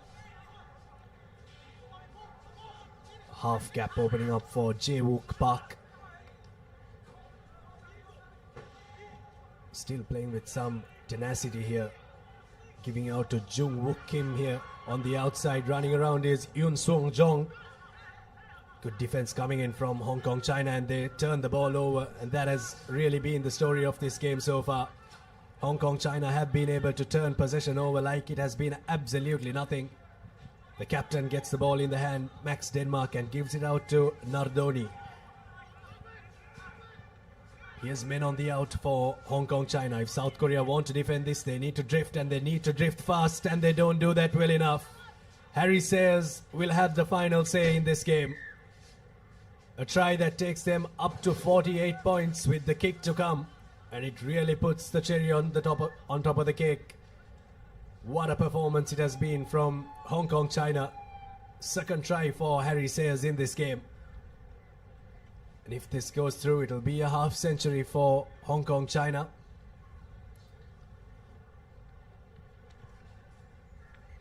And the kick goes through. 50 points up for Hong Kong China, and that's the long whistle here at the racecourse.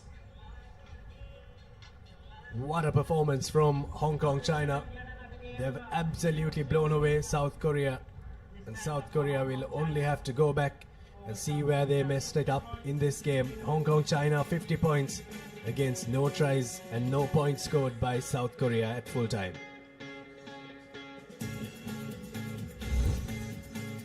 Yeah, the highlights from that second half, and it's a highlight reel for Hong Kong to watch and be proud of. First score coming for Liam Herbert from Hong Kong, and then this good ruck work, breakdown work was fantastic.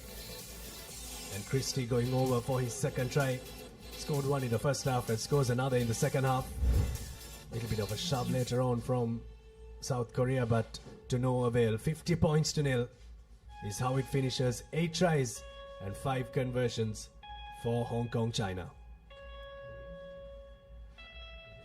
And for the next game, we will have a change of voices up in the com box.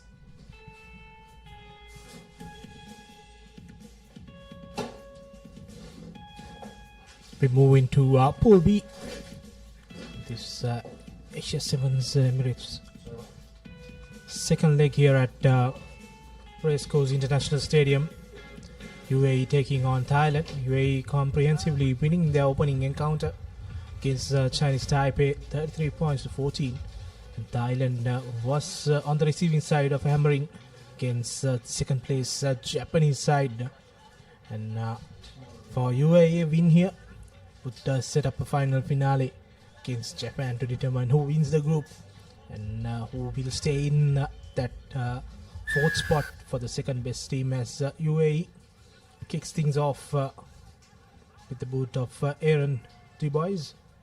Good collection from the Thailand number 13. Now Thailand looking to use the wider channels, but goes straight into contact of Sarut Janda. Looking for options, tries to cut back in. Still going strong is Paudo. Yes, and Thailand managing to win the first penalty of the game as well. Just an error in the at the breakdown there from Finlay Anderson, and Thailand have opted for the safety of touch and they'll go with the line out. But it's an important game, isn't it, Nilhan, for UAE especially? Like you said, a good win here really boosts the confidence of this side and set up a really what could be a tantalizing game between them and Japan. As for Thailand, they're still bruised after that 47-0 drubbing at the hands of Japan. And they'll be hoping to try and bounce back and get their first win under their belt.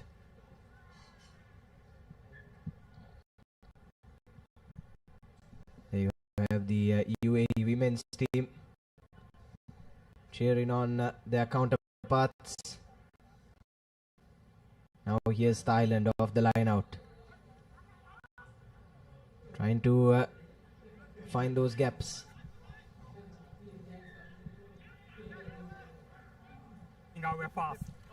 Wins the penalty and takes it quickly now for Thailand. But that pass really needed to go to hand. Not an accurate one, and Thailand lose a couple of meters as a result. Here they come now, swinging it from left to right. UAE though up in their defense, and Thailand pin back inside their own 22. But just as I say, that lovely step coming in from the number 3. But that's picked off by the skipper for UAE.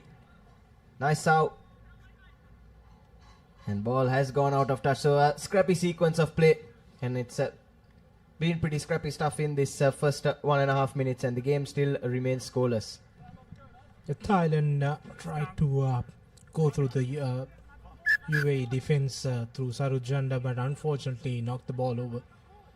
And with that advantage, the UAE skipper ran to the corner, so they will come back to the scrum, and the ball will be for UAE and another attacking opportunity. First one of the first half for UAE. They've been doing a lot of defending, but in the Thailand half, so first opportunity for the Emiratis. Yes, so the defending that they've done, Neil, and they've done well. They managed to pin back Thailand inside their own 22, and now UAE with their first attacking opportunity nearly goes out into touch, tries to keep the ball in the field of play, and looks like referee will reach into his pocket, and that's a yellow card for Sakusa Naisau for the UAE, their skipper. And that's the second time he's been sent off in this tournament so far for an intense knock on. There's been some area which a lot of yellow cards been shown. Teams willing to sacrifice to. It's unfortunately that's something that everyone should improve on. Now Thailand have ideal opportunity, one man down for the remaining 2 minutes in that sin bin period. Now spreading the ball to the corner. straight into Sarujunda. Now still looking to use the shorter side is Thailand, with Jakun now spreading the ball wide to Janda. He breaks through one tackle and offloads a brilliant pass to Nopicity, and he goes under the sticks to open the scoring. Somewhat a surprising lead for Thailand. It's a brilliant stuff there from Thailand, and like you said, against the run of play, have taken the advantage, but kudos to them. They've taken full use of that numbers advantage, and it's a first try of the game and first try of the tournament for that player. Conversion goes big in, so it will remain 5 points to nil, but it's UAE now that will have to play from behind. Brilliant work from Sanu Janda there. Broke through and then offloaded it to Nopacity. And just an easy run through under the sticks for him. Now the restart, the high hanging feet does not go the 10 meters. An easy giveaway of position for Thailand after just scoring a try. Just does not want to give position back to UAE. Yes, but now they have managed to get hands into that ruck and then had the rights to the ball and won the penalty. Turned over in quick time, taken quickly by Thailand. They're trying to play this game at pace. Pops it up nicely for the number 3, and that will be the second try for Thailand. And a brace for an opposite Kradekyang. And what a start this is from Thailand. Totally against the run of play. UAE are stunned at the moment. Especially Thailand exploiting that one-man advantage that they have when UAE are still down with that yellow card. So brilliant work there by Unap Improm to break through that line and then offloading it to Nopasit to go over for his second try. And a surprising scoreboard, as you see. Thailand playing the correct brand of rugby, doing the basics and exploiting the gaps. You play a little bit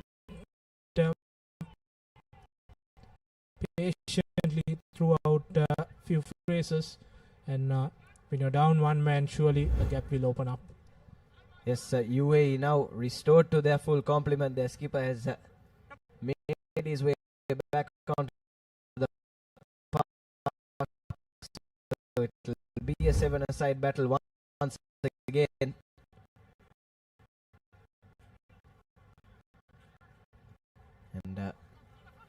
kickoff is nicely palmed back, but straight away Thailand up in the faces of the UAE players.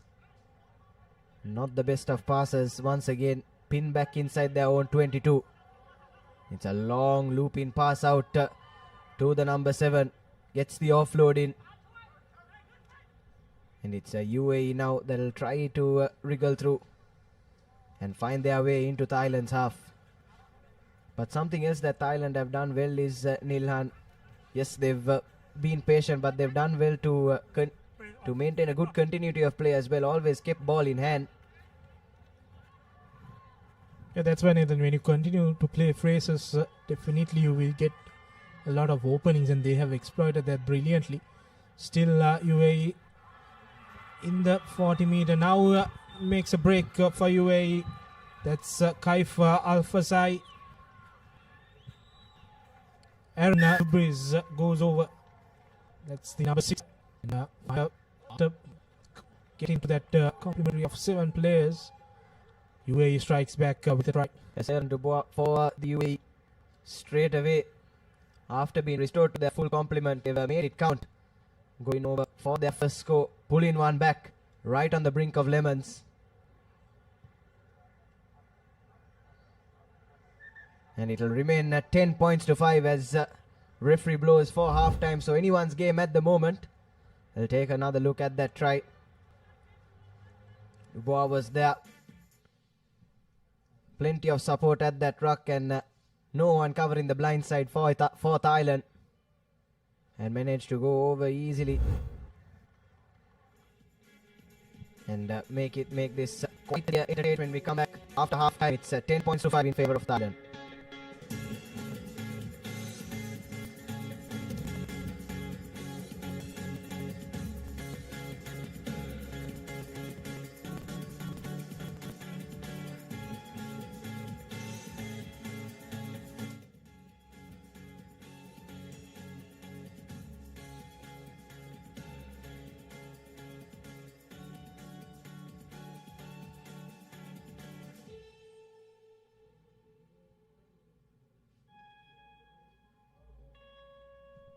Welcome back to the Racecourse International Stadium as we see the first half highlights of the UAE-Thailand encounter. Thailand opening the scoring with a brilliant try from the number 3, Nubasit, and he went over again for the second try. They got to a lead of 10 points just before the halftime break. A brilliant passage of play by UAE, especially Finlay Anderson clearing that ruck and allowing Aaron Dubois to go over for that first try to cut the deficit by half. So 5-10, and coming up next, a big one, Japan taking on Chinese Taipei. Japan runners up in that first leg. Yes, certainly the Japanese outfit will be looking to do one better this time around. Lost to Hong Kong, China in the final in that first leg. They'll be taking on Chinese Taipei in their next game, and kickoff has trickled out of touch. It'll be a line out. No one went to collect that ball. No, Straight away. Early line out. Still a few drops of water. The heavens slowly opening up here at the Racecourse Stadium. This is going to change a lot of games in this final half of day one.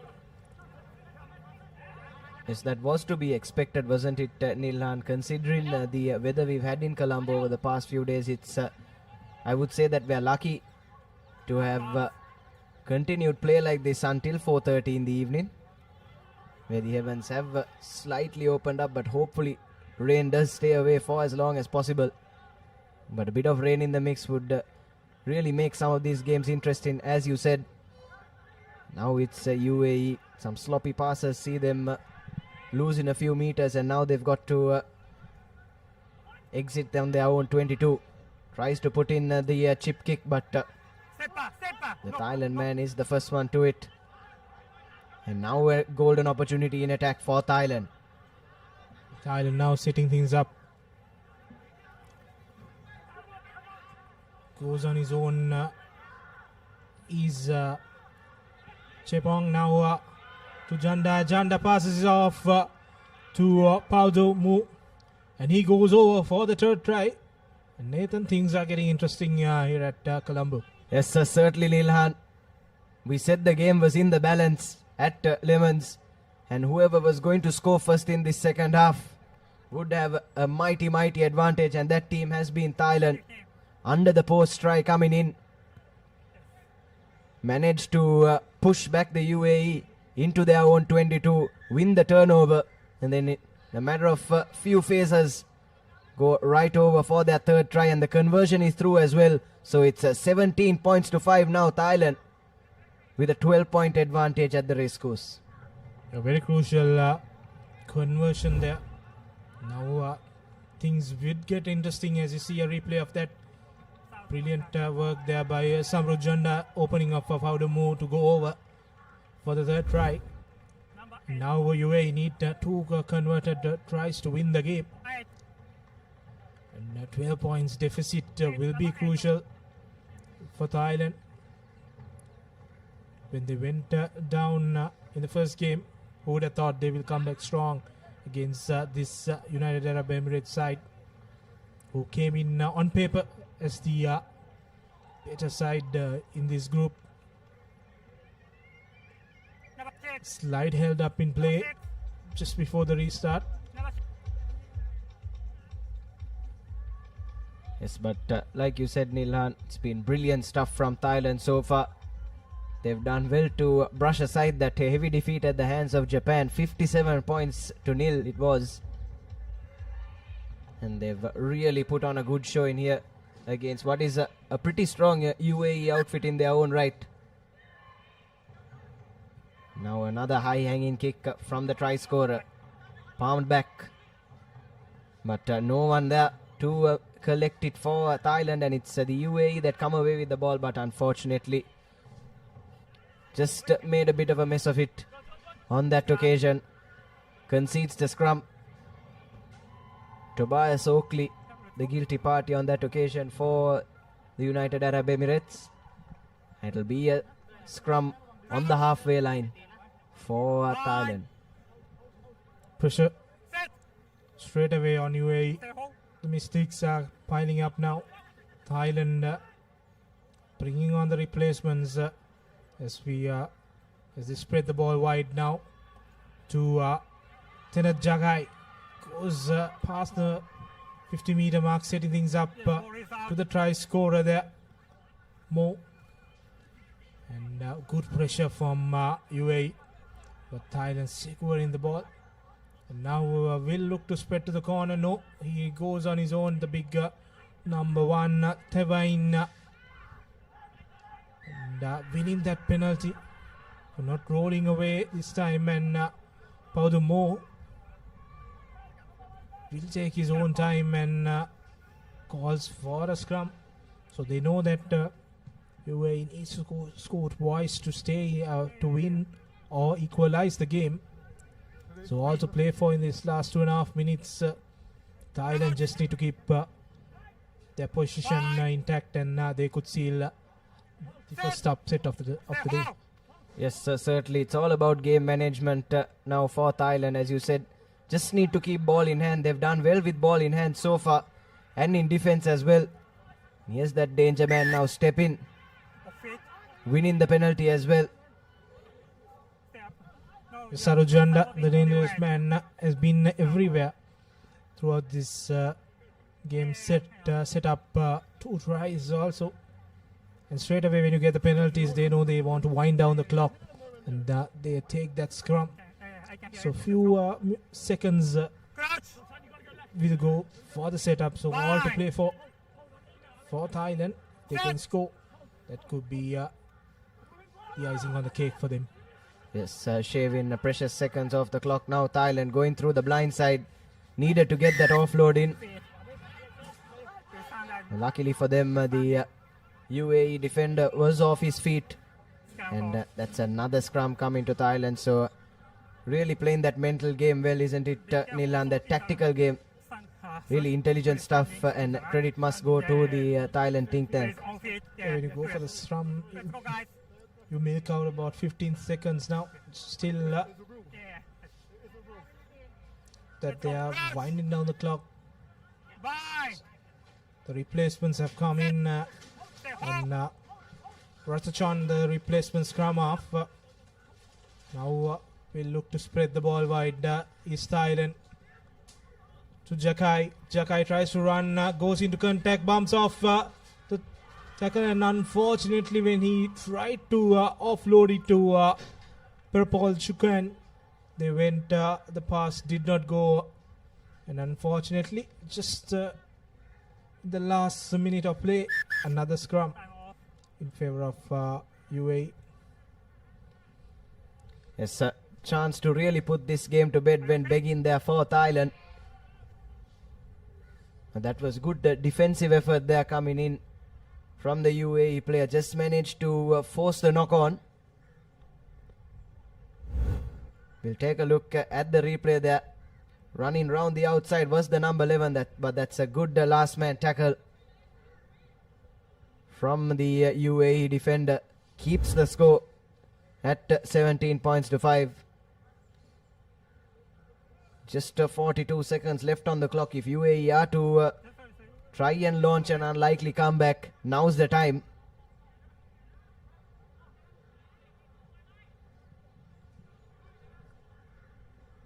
Still the drizzle is on. So is the sun also. So got sunshine on one end and dark clouds on the other.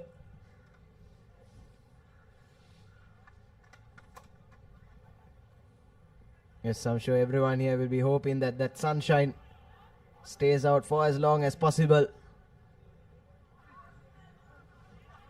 It's all sunshine for the moment for Thailand, as they manage to force yet another knock-on from that UAE player. Another good tackle coming in from the number 13, and that's yet another scrum. And that should be the game for Thailand if they are able to see through this next passage of play.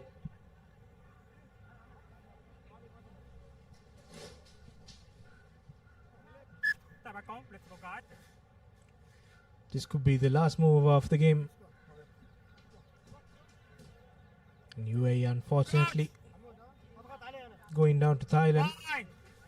Was not expected from their end, but a brilliant performance from this Thai side, who had shown up, and brilliant work from this man on screen. Knowing that the time is up, he tries to keep the ball for himself and kicks the ball out, but does not find touch. That's something we see rarely, but no problems there. The ball finally goes over the line, so that is the game. UAE going down to Thailand. That's the first subset of the tournament. It's a bit of a nervy ending there for UAE. That final kick not going into touch, but trickling out eventually, and you have your full-time confirmation. Thailand 17 points to 5 victory over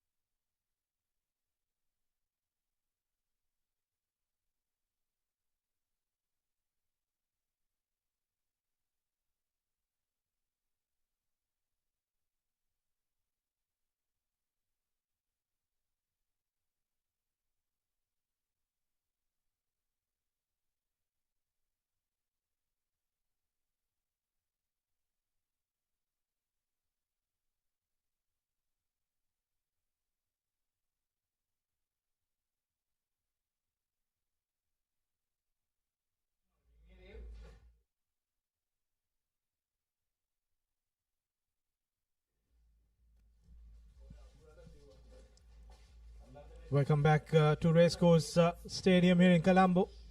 Heavens have now fully opened up here at the Racecourse as we move on to the next game. Japan taking on Chinese Taipei.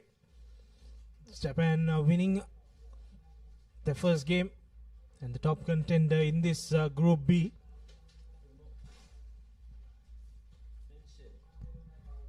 Yes, Japan, after missing out in that first leg, will look to try and go one better this time out here at the Racecourse in Colombo. As you take a look at the two team sheets, Chinese Taipei suffered a defeat at the hands of UAE in their first game. Japan with a comfortable 57 points to nothing victory over Thailand, coming to this one as the red hot favourites. And both teams now taking to the field here at the Racecourse. Steady drizzle at the moment. Hopefully it stays that way. Hopefully it doesn't get any heavier than this. The crowd as well, slowly but surely building up. And the message to everyone watching at home is, if you're in the vicinity, do hop on down to the Colombo Racecourse. We have Asia Rugby Sevens action after a lapse of 8 years here in Sri Lanka. Heavy downpour here in Colombo, just as we expected in the evening. Two teams all set for this encounter. This Group B looks a bit open with UAE winning against Chinese Taipei, Thailand going down. And Thailand just before this game defeated UAE. This side. Yes, if You choose. Chinese you start from Taipei this are side. able to get an unlikely win here, all four teams in the group will have one win apiece and could really make this one interesting. But I'm sure Japan Captain? would have a lot to say about that. Here. It's Chinese Taipei to kick things off. Both teams in their white strips must be quite difficult out there for the referees to identify the players, and will be quite a tough one for us to call as well, isn't it? Yeah, definitely. At the moment, Japan with the Advantage ball over. straight away goes into a high contact, but still manages to stay in the field. Now Japan spreading it wide with the weight ball. Still going strong, but unfortunately the fumble comes in the last pass. Still standing strong, the Japan outfit. Brilliant break there by Japan, and now passes it on to his mate, and he will run down to score under the post. For Japan, that's Ren Oishi. Good work from John Nabatoelu to set up the strike for Ren Oishi. Yes, Ren Uchi will take the honors for that try, but it's brilliant work from the number 8 for Japan, Jone Nabatalevu. Really created that opportunity, and a lovely offload from him as Auchi ran straight into the gap, and it's Japan with an early 7-point advantage. This is that run I was talking about from the number 8. Lovely offload. Absolutely no one could have read that from the Chinese Taipei defense. And Auchi ran half the length of the field to dot down for the first try, in exactly the start that Japan would have wanted. Now the restart, a high-hanging one. Collection done from Japan. Manages to keep it, but unfortunately Stop. Knock. there's a knock forward in the process from Takamichi Nakano.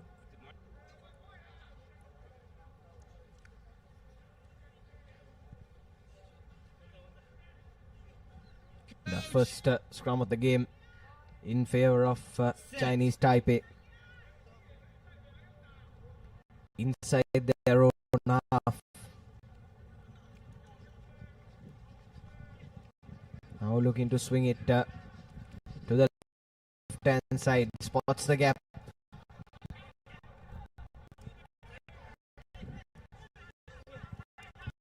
Still waiting for the space to open up though. Chinese Taipei eventually opt for the grubber. There's no one sweeping for Japan, so that was the right call. Now it's a foot race to the ball from the Chinese Taipei chaser, but that's brilliant stuff from the Japanese player Takeda, release. to get back just in the nick of time and make sure Advantage over. he spares the blushers for his side. And now we're looking to go from defense into attack. Our Japan stepping inside. Heavy right-footed step coming in from the number 5. That's Naoya Ogito. And he'll jog through towards the try line, and that will be the second score from Japan. And this just shows how much they can hurt you, isn't it, Nilan? When you kick to them and when you give them open space to run into. Especially when you kick to them and from end to end, you kick it towards their 5-meter line in defense, and they turn that defensive work into attack and go all the way the 95 meters to score under the 6. So that shows the class of this Japanese side. Chinese Taipei will know that now giving away possession will hurt them. For Japan, brilliant work offloading to him and just putting the afterburners. Easy work for him. There was no one catching him from there onwards. Now the restart, another high hanging one, goes to 10 meters and knocked forward from Chinese Taipei. That's Jun Yilin. Advantage Japan over. continue to Hariocho. Leave him, leave him. Now quick ball out to the corner and easy running this time for Japan. That's Shirato Suoka going over. And a slight mistake will cost you 5 points in this game. Yes, and that's really a characteristic of a champion side, isn't it, Nilan? All they needed was that slight error from Chinese Taipei, straight from kickoff. Just lost it forward in their efforts to palm it back. Created that overload on the right-hand side, and Shotaro Suoka went over comfortably for their third try. And the conversion is good as well from a tight angle, so it's 21 points to nil. Still a minute and a half left to play in this first half. Have a look at the replay. Brilliant stuff from Suoka.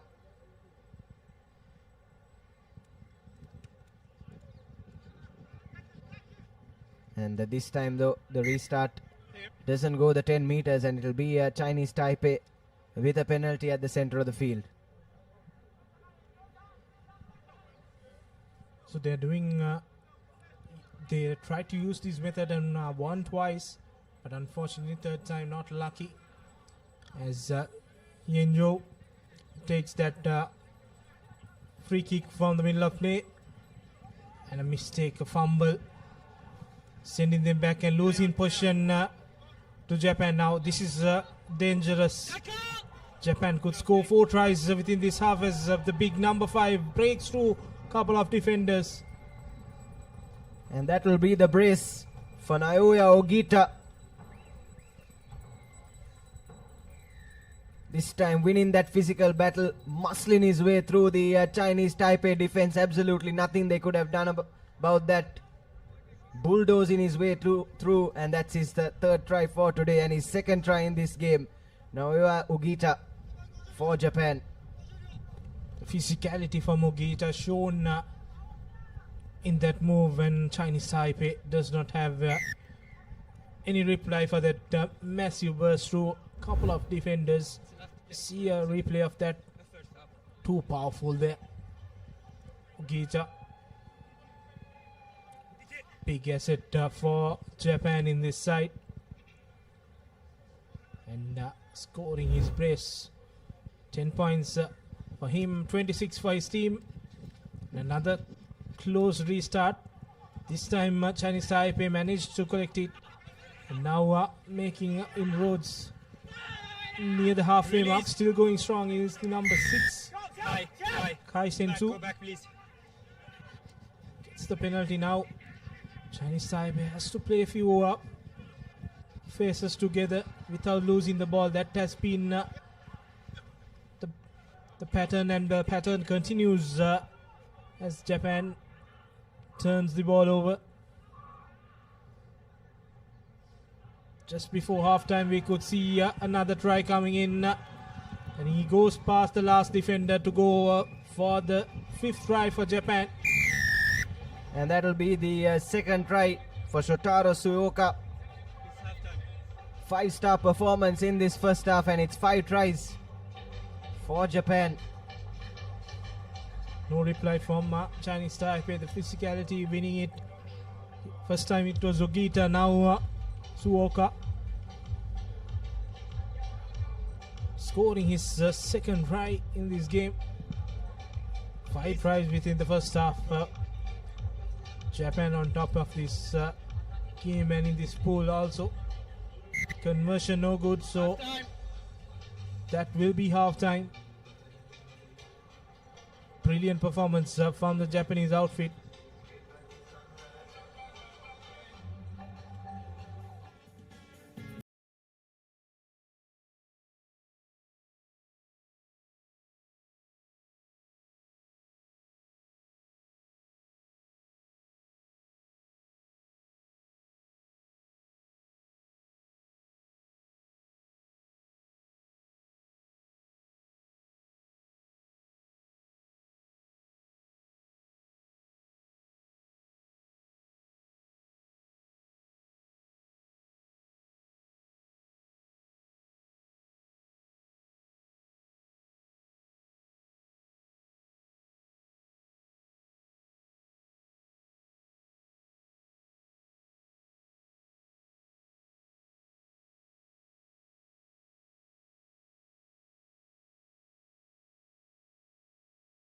In the first 7 minutes, Japan scoring 5 tries in the process.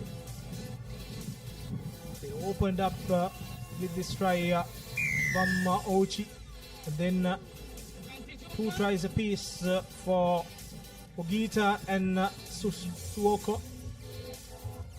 Ogita's first try, and continue to play, score 3 men. Coming up next, the host Sri Lanka taking on Singapore. Big game for the host as they prepare to face China in the third game. Yes, big game indeed, Nilhan. Sri Lanka will need a big win as well. Wouldn't have been the scoreline that they would have liked against Uzbekistan in their first game. And we've said numerous times on here today about how important that points difference can be when it comes to deciding who progresses into those semi-final spots. Captain White. Yeah, for Sri Lanka, just simple. You win all 3, you go in. But if you slip one game, and then all these calculations come in to determine that last position, Japan restarts the game with another high-hanging kick, but Chinese Taipei still going lateral. No progress.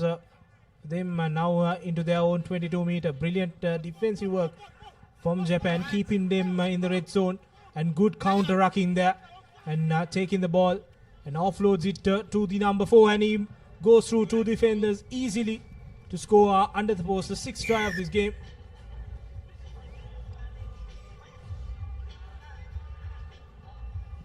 That's brilliant stuff from Japan. This time it's Haruhiko Uemura. That's his first try for today, and the 6th try for his side. Once again orchestrating things in midfield for Japan. It's Jone Nabatalevu. Try goes converted as well.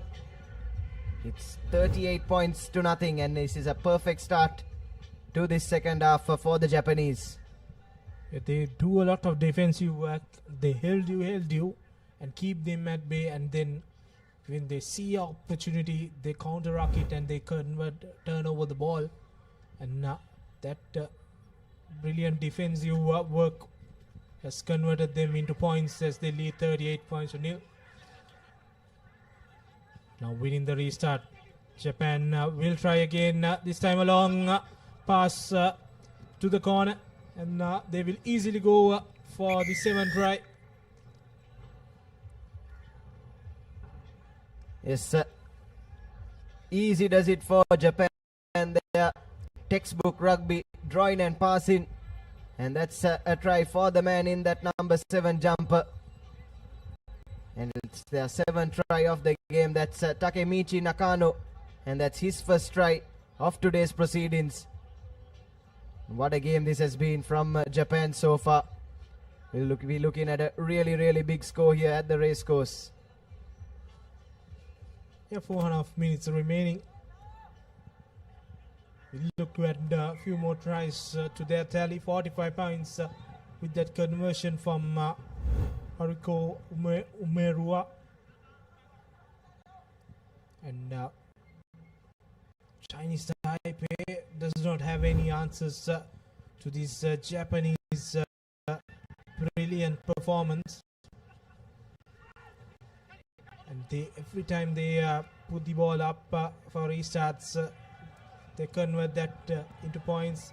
This time also in the corner, just a few meters away from the try line. Now Japan setting things up again. Long cutout pass to Suga, looking for his hat trick. He goes over.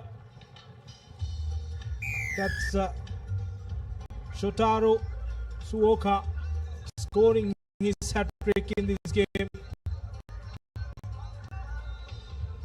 Brilliant work from this Japanese outfit. And Chinese Taipei does not have any answers to this onslaught. Yes, more of the same from Japan. Suoka going over for his hat trick, as you said, but just drawing and passing, tiring out the defense of Chinese Taipei, getting them out of position, opening up those gaps, and dotting down in the corner with ease. And that brings up the half century as well for Japan. They now lead 54 points to nothing as that conversion goes over. Still 3 minutes left in this game. Spotted the gap, and that was a lovely step from Suoka, beating the last couple of men and went over comfortably for his hat trick. Tries have kept coming in the second half. Now the restart, another high hanging one, and this time too Japan collects it. Now will spread it wide to find some space in this Taipei defense. And just like that, he goes through that gap and goes over for another try for Japan. Easy peasy stuff for the Japanese. Yoshiyuki Koga with an absolute beauty on that occasion. Had numbers on his outside and his inside, but went straight through the defense. Lovely show and go from Yoshi Koga.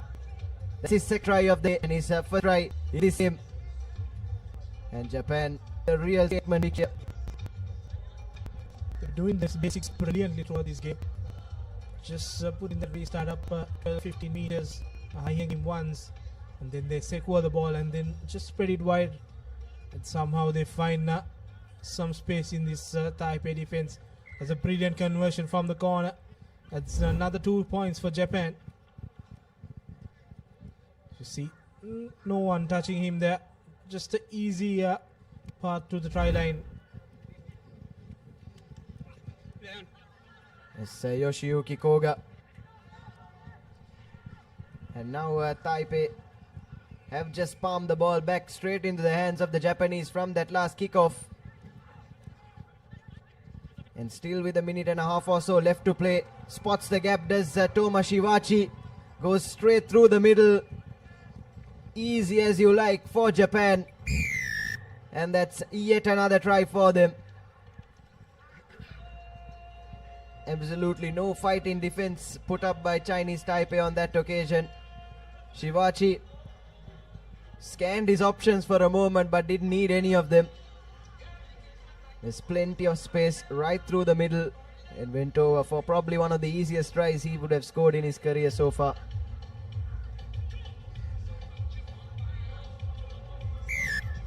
The conversion is through as well, so it's 68 unanswered points in favor of the Japanese.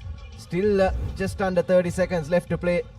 So take a look at that replay there. Sold it beautifully.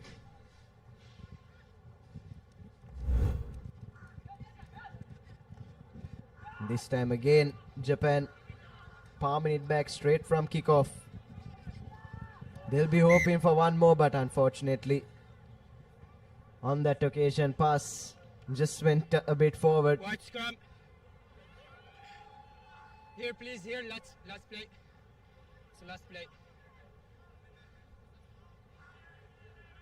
And it'll be a scrum in favor of Chinese Taipei to close out this game. Opportunity for Taipei after a long time in the second half. They've been on the receiving end. Bind. 68 unanswered points for Japan. All to play for Japan as they continue their winning momentum. Winning the second game, and that ball goes into touch. Stop. Out. No. What is out? That is it. That's the end of the game. Comprehensive win for Japan against Chinese Taipei. Easily securing. And they will face UAE in the last game of the group in the evening. And that's the full-time confirmation. 68 points to nil. Dropping from Japan to Chinese Taipei.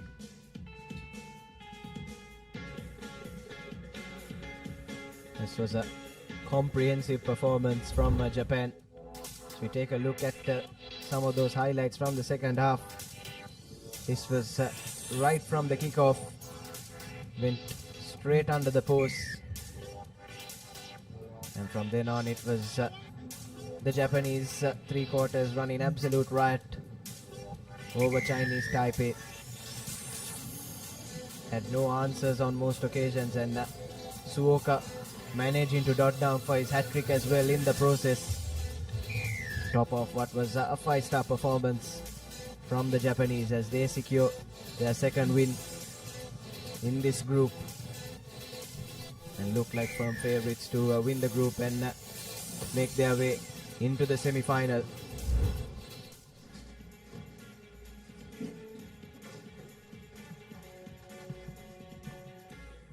So we take a look at the key stats.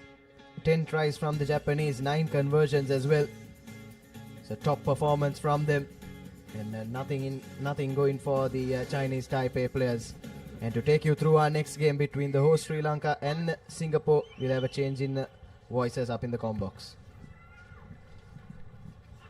Here we go. Kickoff from Singapore, and Singapore straight away winning the ball from the kickoff. Can Singapore put some pressure on the host straight away here?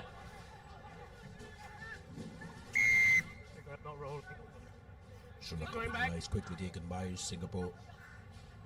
Ishraf. Sri Lanka managing to put some pressure. And here's Singapore responding with some contact, but good tackling coming in from Jensen that time. Singapore still keeping the ball live. Going to Liu. Recycled well, quick ball from Liao. Singaporeans are showcasing very good enterprise. Seems like they've gotten great confidence after that Chinese game. Surya Bandar at that time falling on the ball. Very good start from Singapore. Sri Lanka were guilty of this in the last game as well. Didn't get a very good start. Sri Lanka just giving away too many penalties to kick things off in this encounter against Singapore. Now remember, the last game for Sri Lanka will be against China, Sudarshana. So it's important that Sri Lanka try and get a win here to make sure that they qualify for the top 4. An important game for both the teams. Singapore, after losing against China, they'll want to make a statement here as well. Quick ball available after that scrum. Singapore cutting back inside, but that move finds a ill fate. Didn't run on to that ball that time. Hook on me. Jeffrey Dean, the offloading Make sure party. behind on you, not on the front. Coming Pereira in the number 12 jersey for Sri Lanka. The skipper will have to do a lot of work here. Like to see, make sure that Sri Lanka gets on the front foot. Plays in at centre. Fine. But Jansen will be keeping an eye on the shorter side where he has Surya Bandara, who can really create. Here's Suri, one-on-one, cuts back inside, makes the ball available, takes 3 defenders.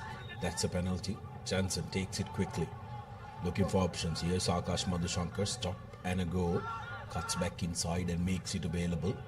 Dilshan, Soisa finds Kavindu. Kavindu running outside. Ekanayaka, Dinar cutting back inside. Soisa. Good defensive work coming in from Liao of Singapore. Sri Lanka keeping the ball alive. Surya Bandara in the corner. Surya Bandara 2-on-1. Surya Bandara gets through. The wily old fox. Srinath Surya Bandara. This is what Sri Lanka has been missing for over a year. How he can create when it looks like there is absolutely no space. He creates it. Srinath Surya Bandara, one of the best ever for Sri Lanka, especially in this format. And he's proving to everyone that he still got it, Sudarshana. Even after all these years, he's still one of the top players for Sri Lanka. He scored that first try in that earlier game as well for Sri Lanka against Uzbekistan when Sri Lanka were struggling. And here again, Sri Lanka were on the back foot a bit. Srinath Surya Bandara, yeah, that's the 5 points, but unfortunately the 2 points he's unable to add it. The curve just not enough on that conversion from Suri. Take a look at that. Scans the ground. There is no space, but he creates it. Commits both the players. With Akash Madhushankar on the outside, creates that doubt on the defenders whether to go for him or mark Akash Madhushankar and Surya Bandara says Sal score the first one. Sri Lanka getting the first score of the game. This time a very good high hanging kick. Backwards. Singapore under pressure, in trouble. Julian Liu managing to settle it down. Deep inside their own half and the interception. Come off, please. Bring it up down. Jonathan Dilshan intentionally not on needs the call, but he'll be shocked. Because if he did manage to hold on to it, that would have been a try for all money. Singapore will be breathing a massive sigh of relief. Here's another look at that. Dilshan. Ball just jumping out of his breadbasket. Very unfortunate. He has to spend some time in the bin. But Singaporeans will be looking to try and get out of their red zone. Exactly. Singapore trailing by 5 points. An opportunity to make use of this numbers advantage they have. Working the line here. That space open for them on the left flank. They do come out of their own 22 and lose ball here. And Ninagek and Nayak, unfortunately, he did collect the loose ball, Sudarshan, but lost it forward. They're not managing to hold on to that pace. Singapore with an opportunity space. Will they have the legs? And seems like he will go all the way. Daryl Liao. None of the Sri Lankans are giving chase heartily, except for Chatur Soisa, who doesn't want him to waste time. So 5 points all. Scores level with that numerical advantage. Singapore identified that space and made sure that they got one up. So all level here at race course, just under a minute to go on our clock. 15 seconds. Singapore will be the happier lot because they can go in front with this conversion. Laksisi. It will remain at 5 points all, but Singapore definitely will be the happier lot. Here's the replay. They use that extra number really well. created space for them, and the Chinese Taipei, the number 5 for Singapore, upon creating the gap and going over 5 points all. Can Singapore put some more pressure on Sri Lanka? Sri Lanka still playing with 6 men on the park. Good collection by Sri Lanka. Now Dinale Ekanaika will look to take the direct route. Ekanaika runs away. That's going to be your score right underneath the post. Dinale Ekanaika will not be stopped. This lad has been a real revelation, hasn't he?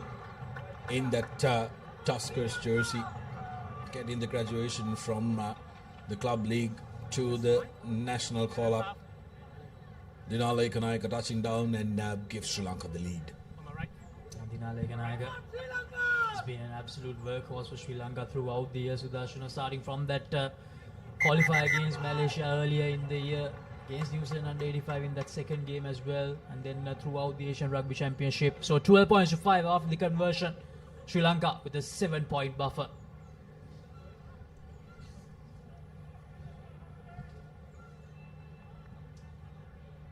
As the half-time score confirmation, Sri Lanka 12.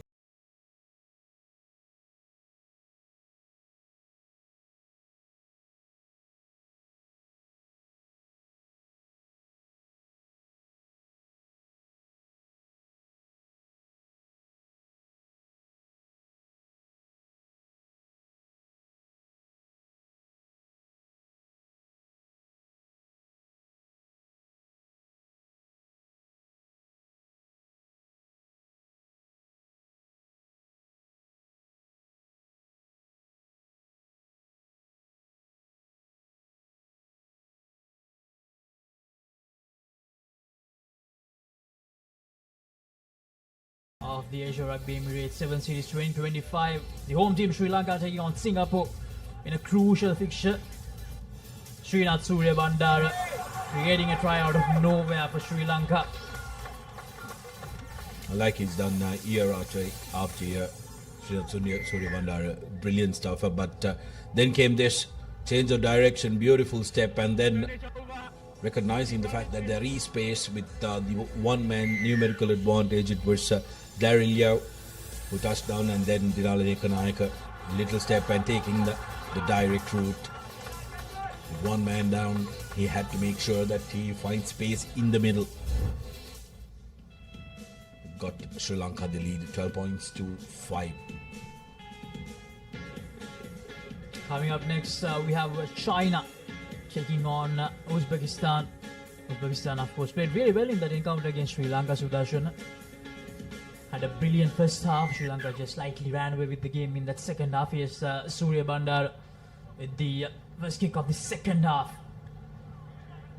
Jayant Dilshan trying to get that back to Sri Lanka, but unfortunately unable to get it. Now here's a knock forward.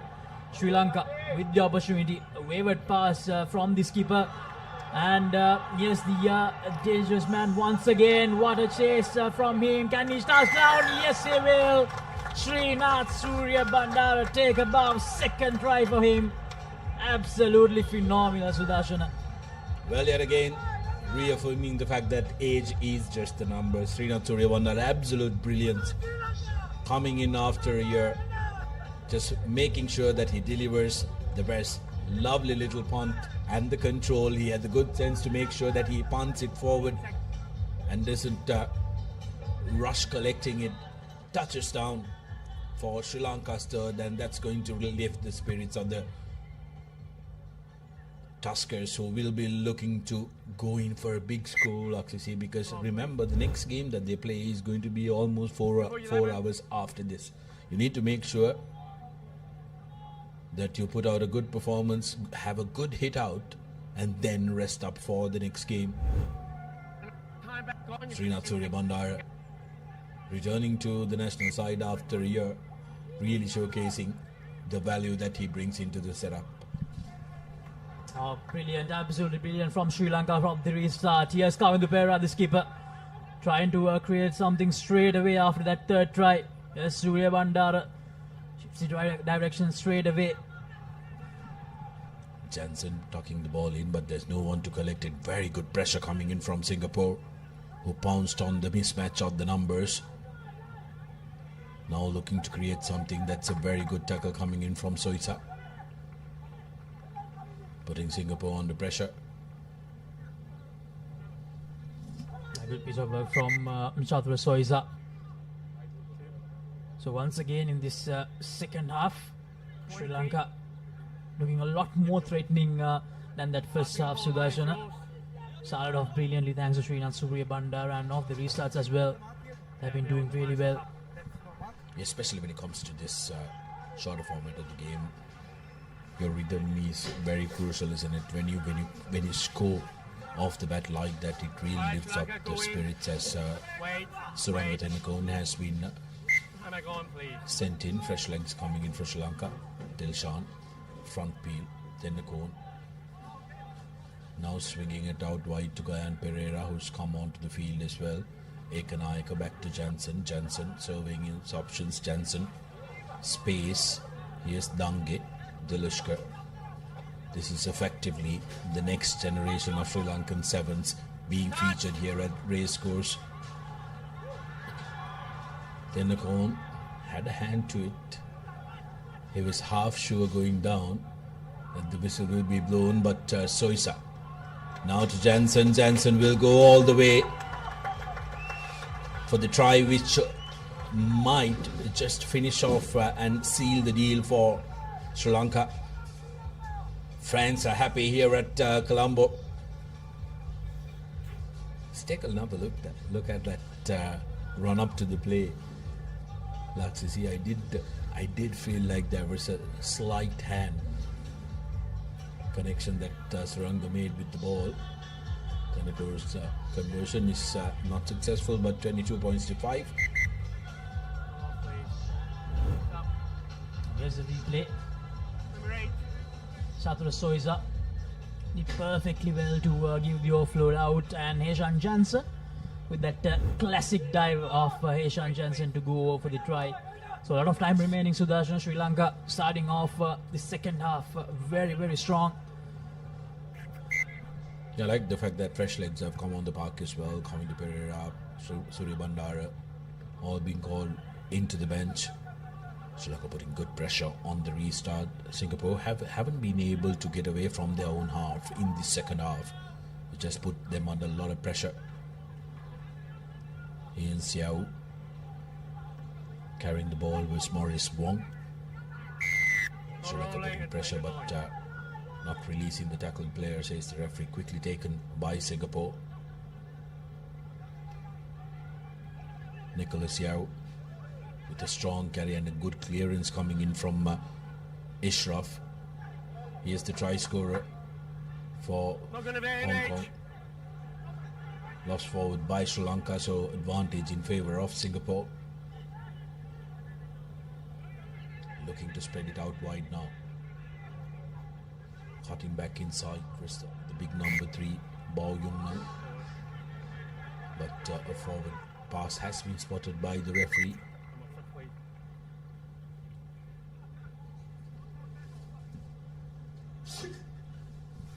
Fair to say, Sri Lanka have done enough in this game, Laksisi, but what they'll want to do is, with the new legs coming in, they will want to make sure that they finish with a bigger score as well, get them running, get them a couple of scores, get that hunger going, because the next game is going to be the most important game of the group for them. It's against China, a team that Sri Lanka did lose in that first leg, Sudarshana. So that encounter, you can't really guarantee results. So Sri Lanka, they need to get as much points as possible, because that best second place option is still available even if Sri Lanka do lose. So it's very important that they score as many points as possible in this encounter. Now here's Sri Lanka off the scrum. India on 22, Jansen decides to run. Here's Jansen, cutting back inside is Gayan Pereira. Ishraf now back to Jansen. Ishraf gets back on his feet and gets Jansen down. Quick ball available. Pulat Singalage to Dilshan. Janidu cuts back inside and takes 3 men to clear him. Entry. You're going to come from the gate. Offside by the Singaporeans. Bulotsingalage taking it quickly. Beautiful basketball pass. Dilshan swings it, steps. Tennakoon, ball ripped out of his hand by the Singaporean defense. A very good presence of mind that time by the Singapore number 7. Teng. That's going to be a penalty, not supporting his body weight. Was Dinali Kanaika trying to rip that ball. 1.5 minutes to go on our clock. Both teams feeling it. The more you get into contact, like you see, the more difficult it is turning out to be.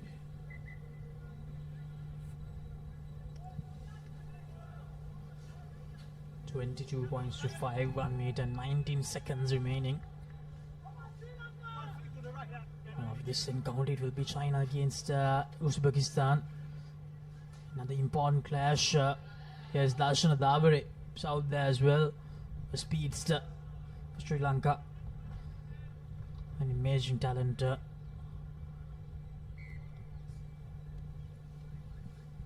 Short-arm penalty for Singapore, who take it quickly, looking for their second score. Swings it to the corner. Braden Yu going to the corner. Here's Jeffrey.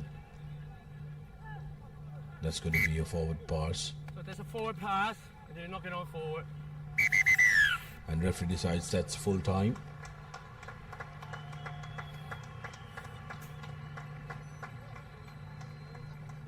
So 22 points to 5. Sri Lanka, they reached their second W of the tournament. They managed to create a separation of 17 points in this game.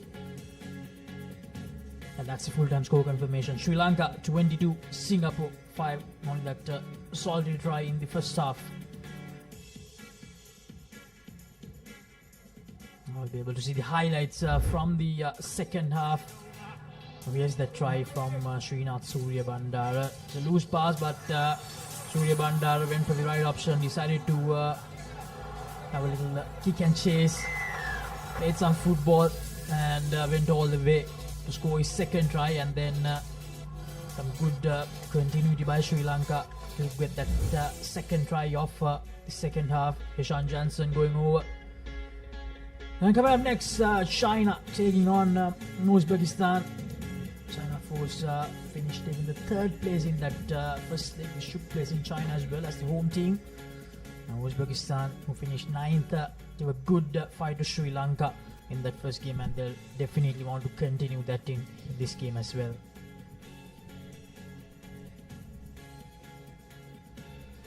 The two team cards of the team, China and Uzbekistan. 15 men squad turning out as the two teams run onto the field.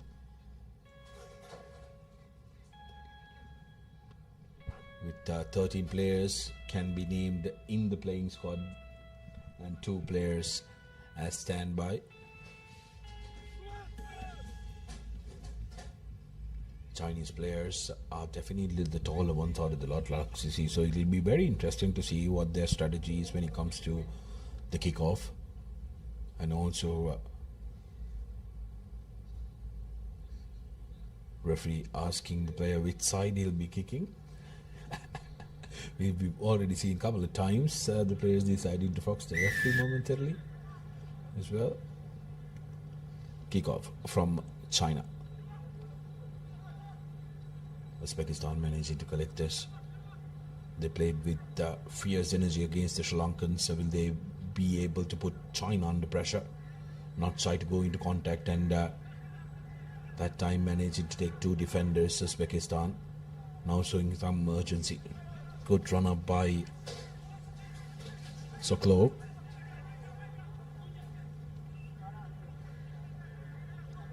China now with possession, looking to attack the outside channel is the big man who. Here's Sang Hu again with the distribution, running a beautiful line versus Chong Ma, but China still holding on to position.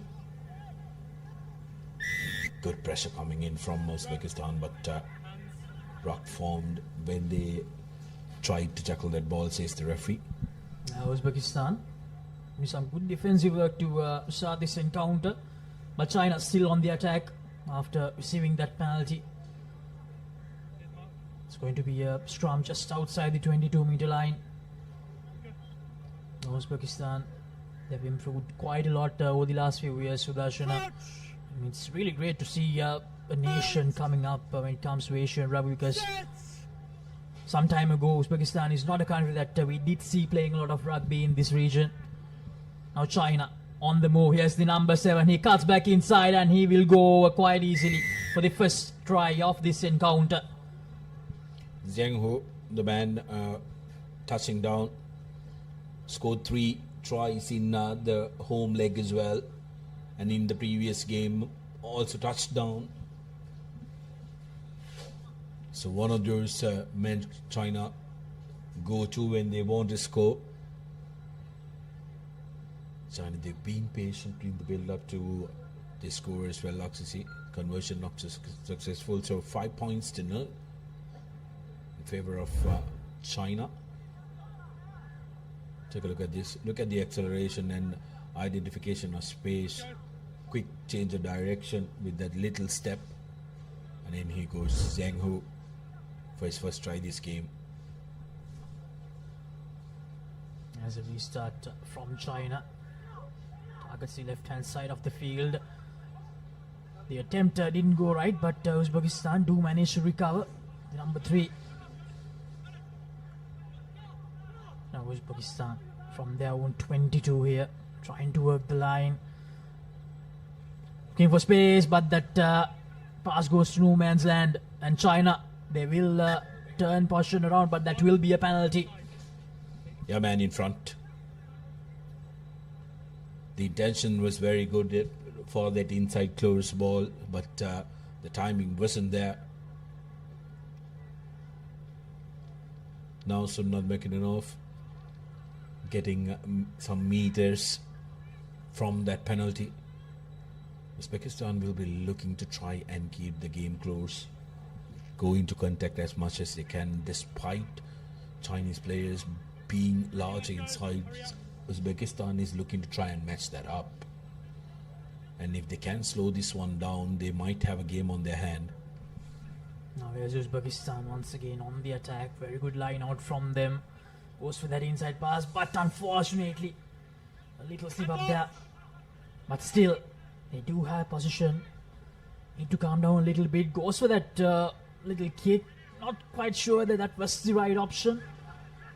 China, they get the ball back, and the space opens up for the Chinese number 12, and he will go over quite easily. Uzbekistan, they'll be really disappointed about that, Sudarshana. Chong Ma, the try scorer, one of the dangerous men in this Chinese outfit. 3 tries for him the previous leg as well, and finds his way to the touchline. Again, a very dangerous man for China, and the kick falls right into his breadbasket. Like you mentioned, was that the correct decision? If you were going to go for a kick, why go cross? Go forward behind the Chinese defensive line where they have to turn their backs and chase the ball. Whereas here, Chong Ma, ball falling right into his basket, accelerates and gets China's second. 12 points to 0 rather with the conversion. And China currently bossing this game. Yeah, that wrong decision will be a good learning for Uzbekistan, to be honest, Sudarshana, but unfortunately here's another error. They have done well for themselves, Uzbekistan, but unfortunately they have made some costly errors in this encounter. Advantage in favor of China. What Uzbekistan has is they do have a very good urgency, but then channeling it in the correct areas is something that they need to do. China, on the other hand, will be looking to make sure that they keep their players fresh and rotate their players. They will be having an eye out on Sri Lanka, who they met in the 4th place playoff game back at home. They were the victors, but they will know Sri Lanka has that home advantage here at the race course. change in direction. Here's Chongma. That pass though not finding the man. A tap keeps it alive inside the field. Uzbekistan looking to put pressure, but enters from the side. Changma. Now China spreading it out wide. In the corner is Zheng Han. China using the width of the field. Great rush defensive run that time, but running away, running around is the big number 10 Yang Fang for China, who touches down for China's third, 17 points to nil. Now the tries are coming in easy for the men in red. Uzbekistan probably tried to do too many things in this first half, Sudarshan. They tried to show some creativity, but unfortunately the execution aspect was not there. It was very important that just being creative is enough if you don't have that execution factor with you. And that's exactly what happened to Uzbekistan in this encounter against China. The conversion goes over. 2 more points added, so that will be half time. China with a 19-point buffer going into half time against Uzbekistan.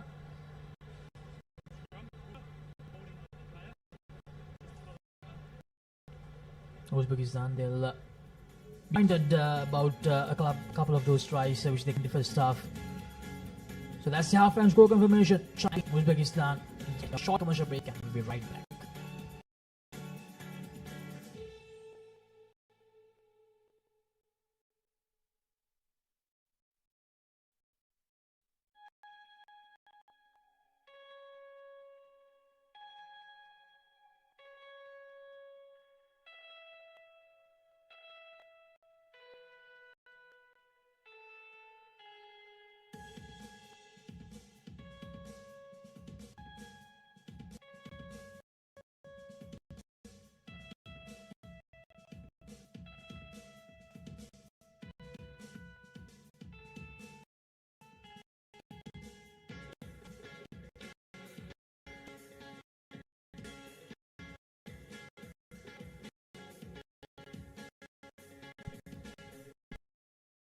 Come back to the Race Course Stadium.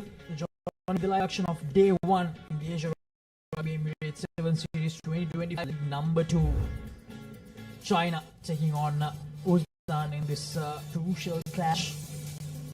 And from the look of things, Sudarshan, it looks like we will have a game between two undefeated sides to close day 1 tonight.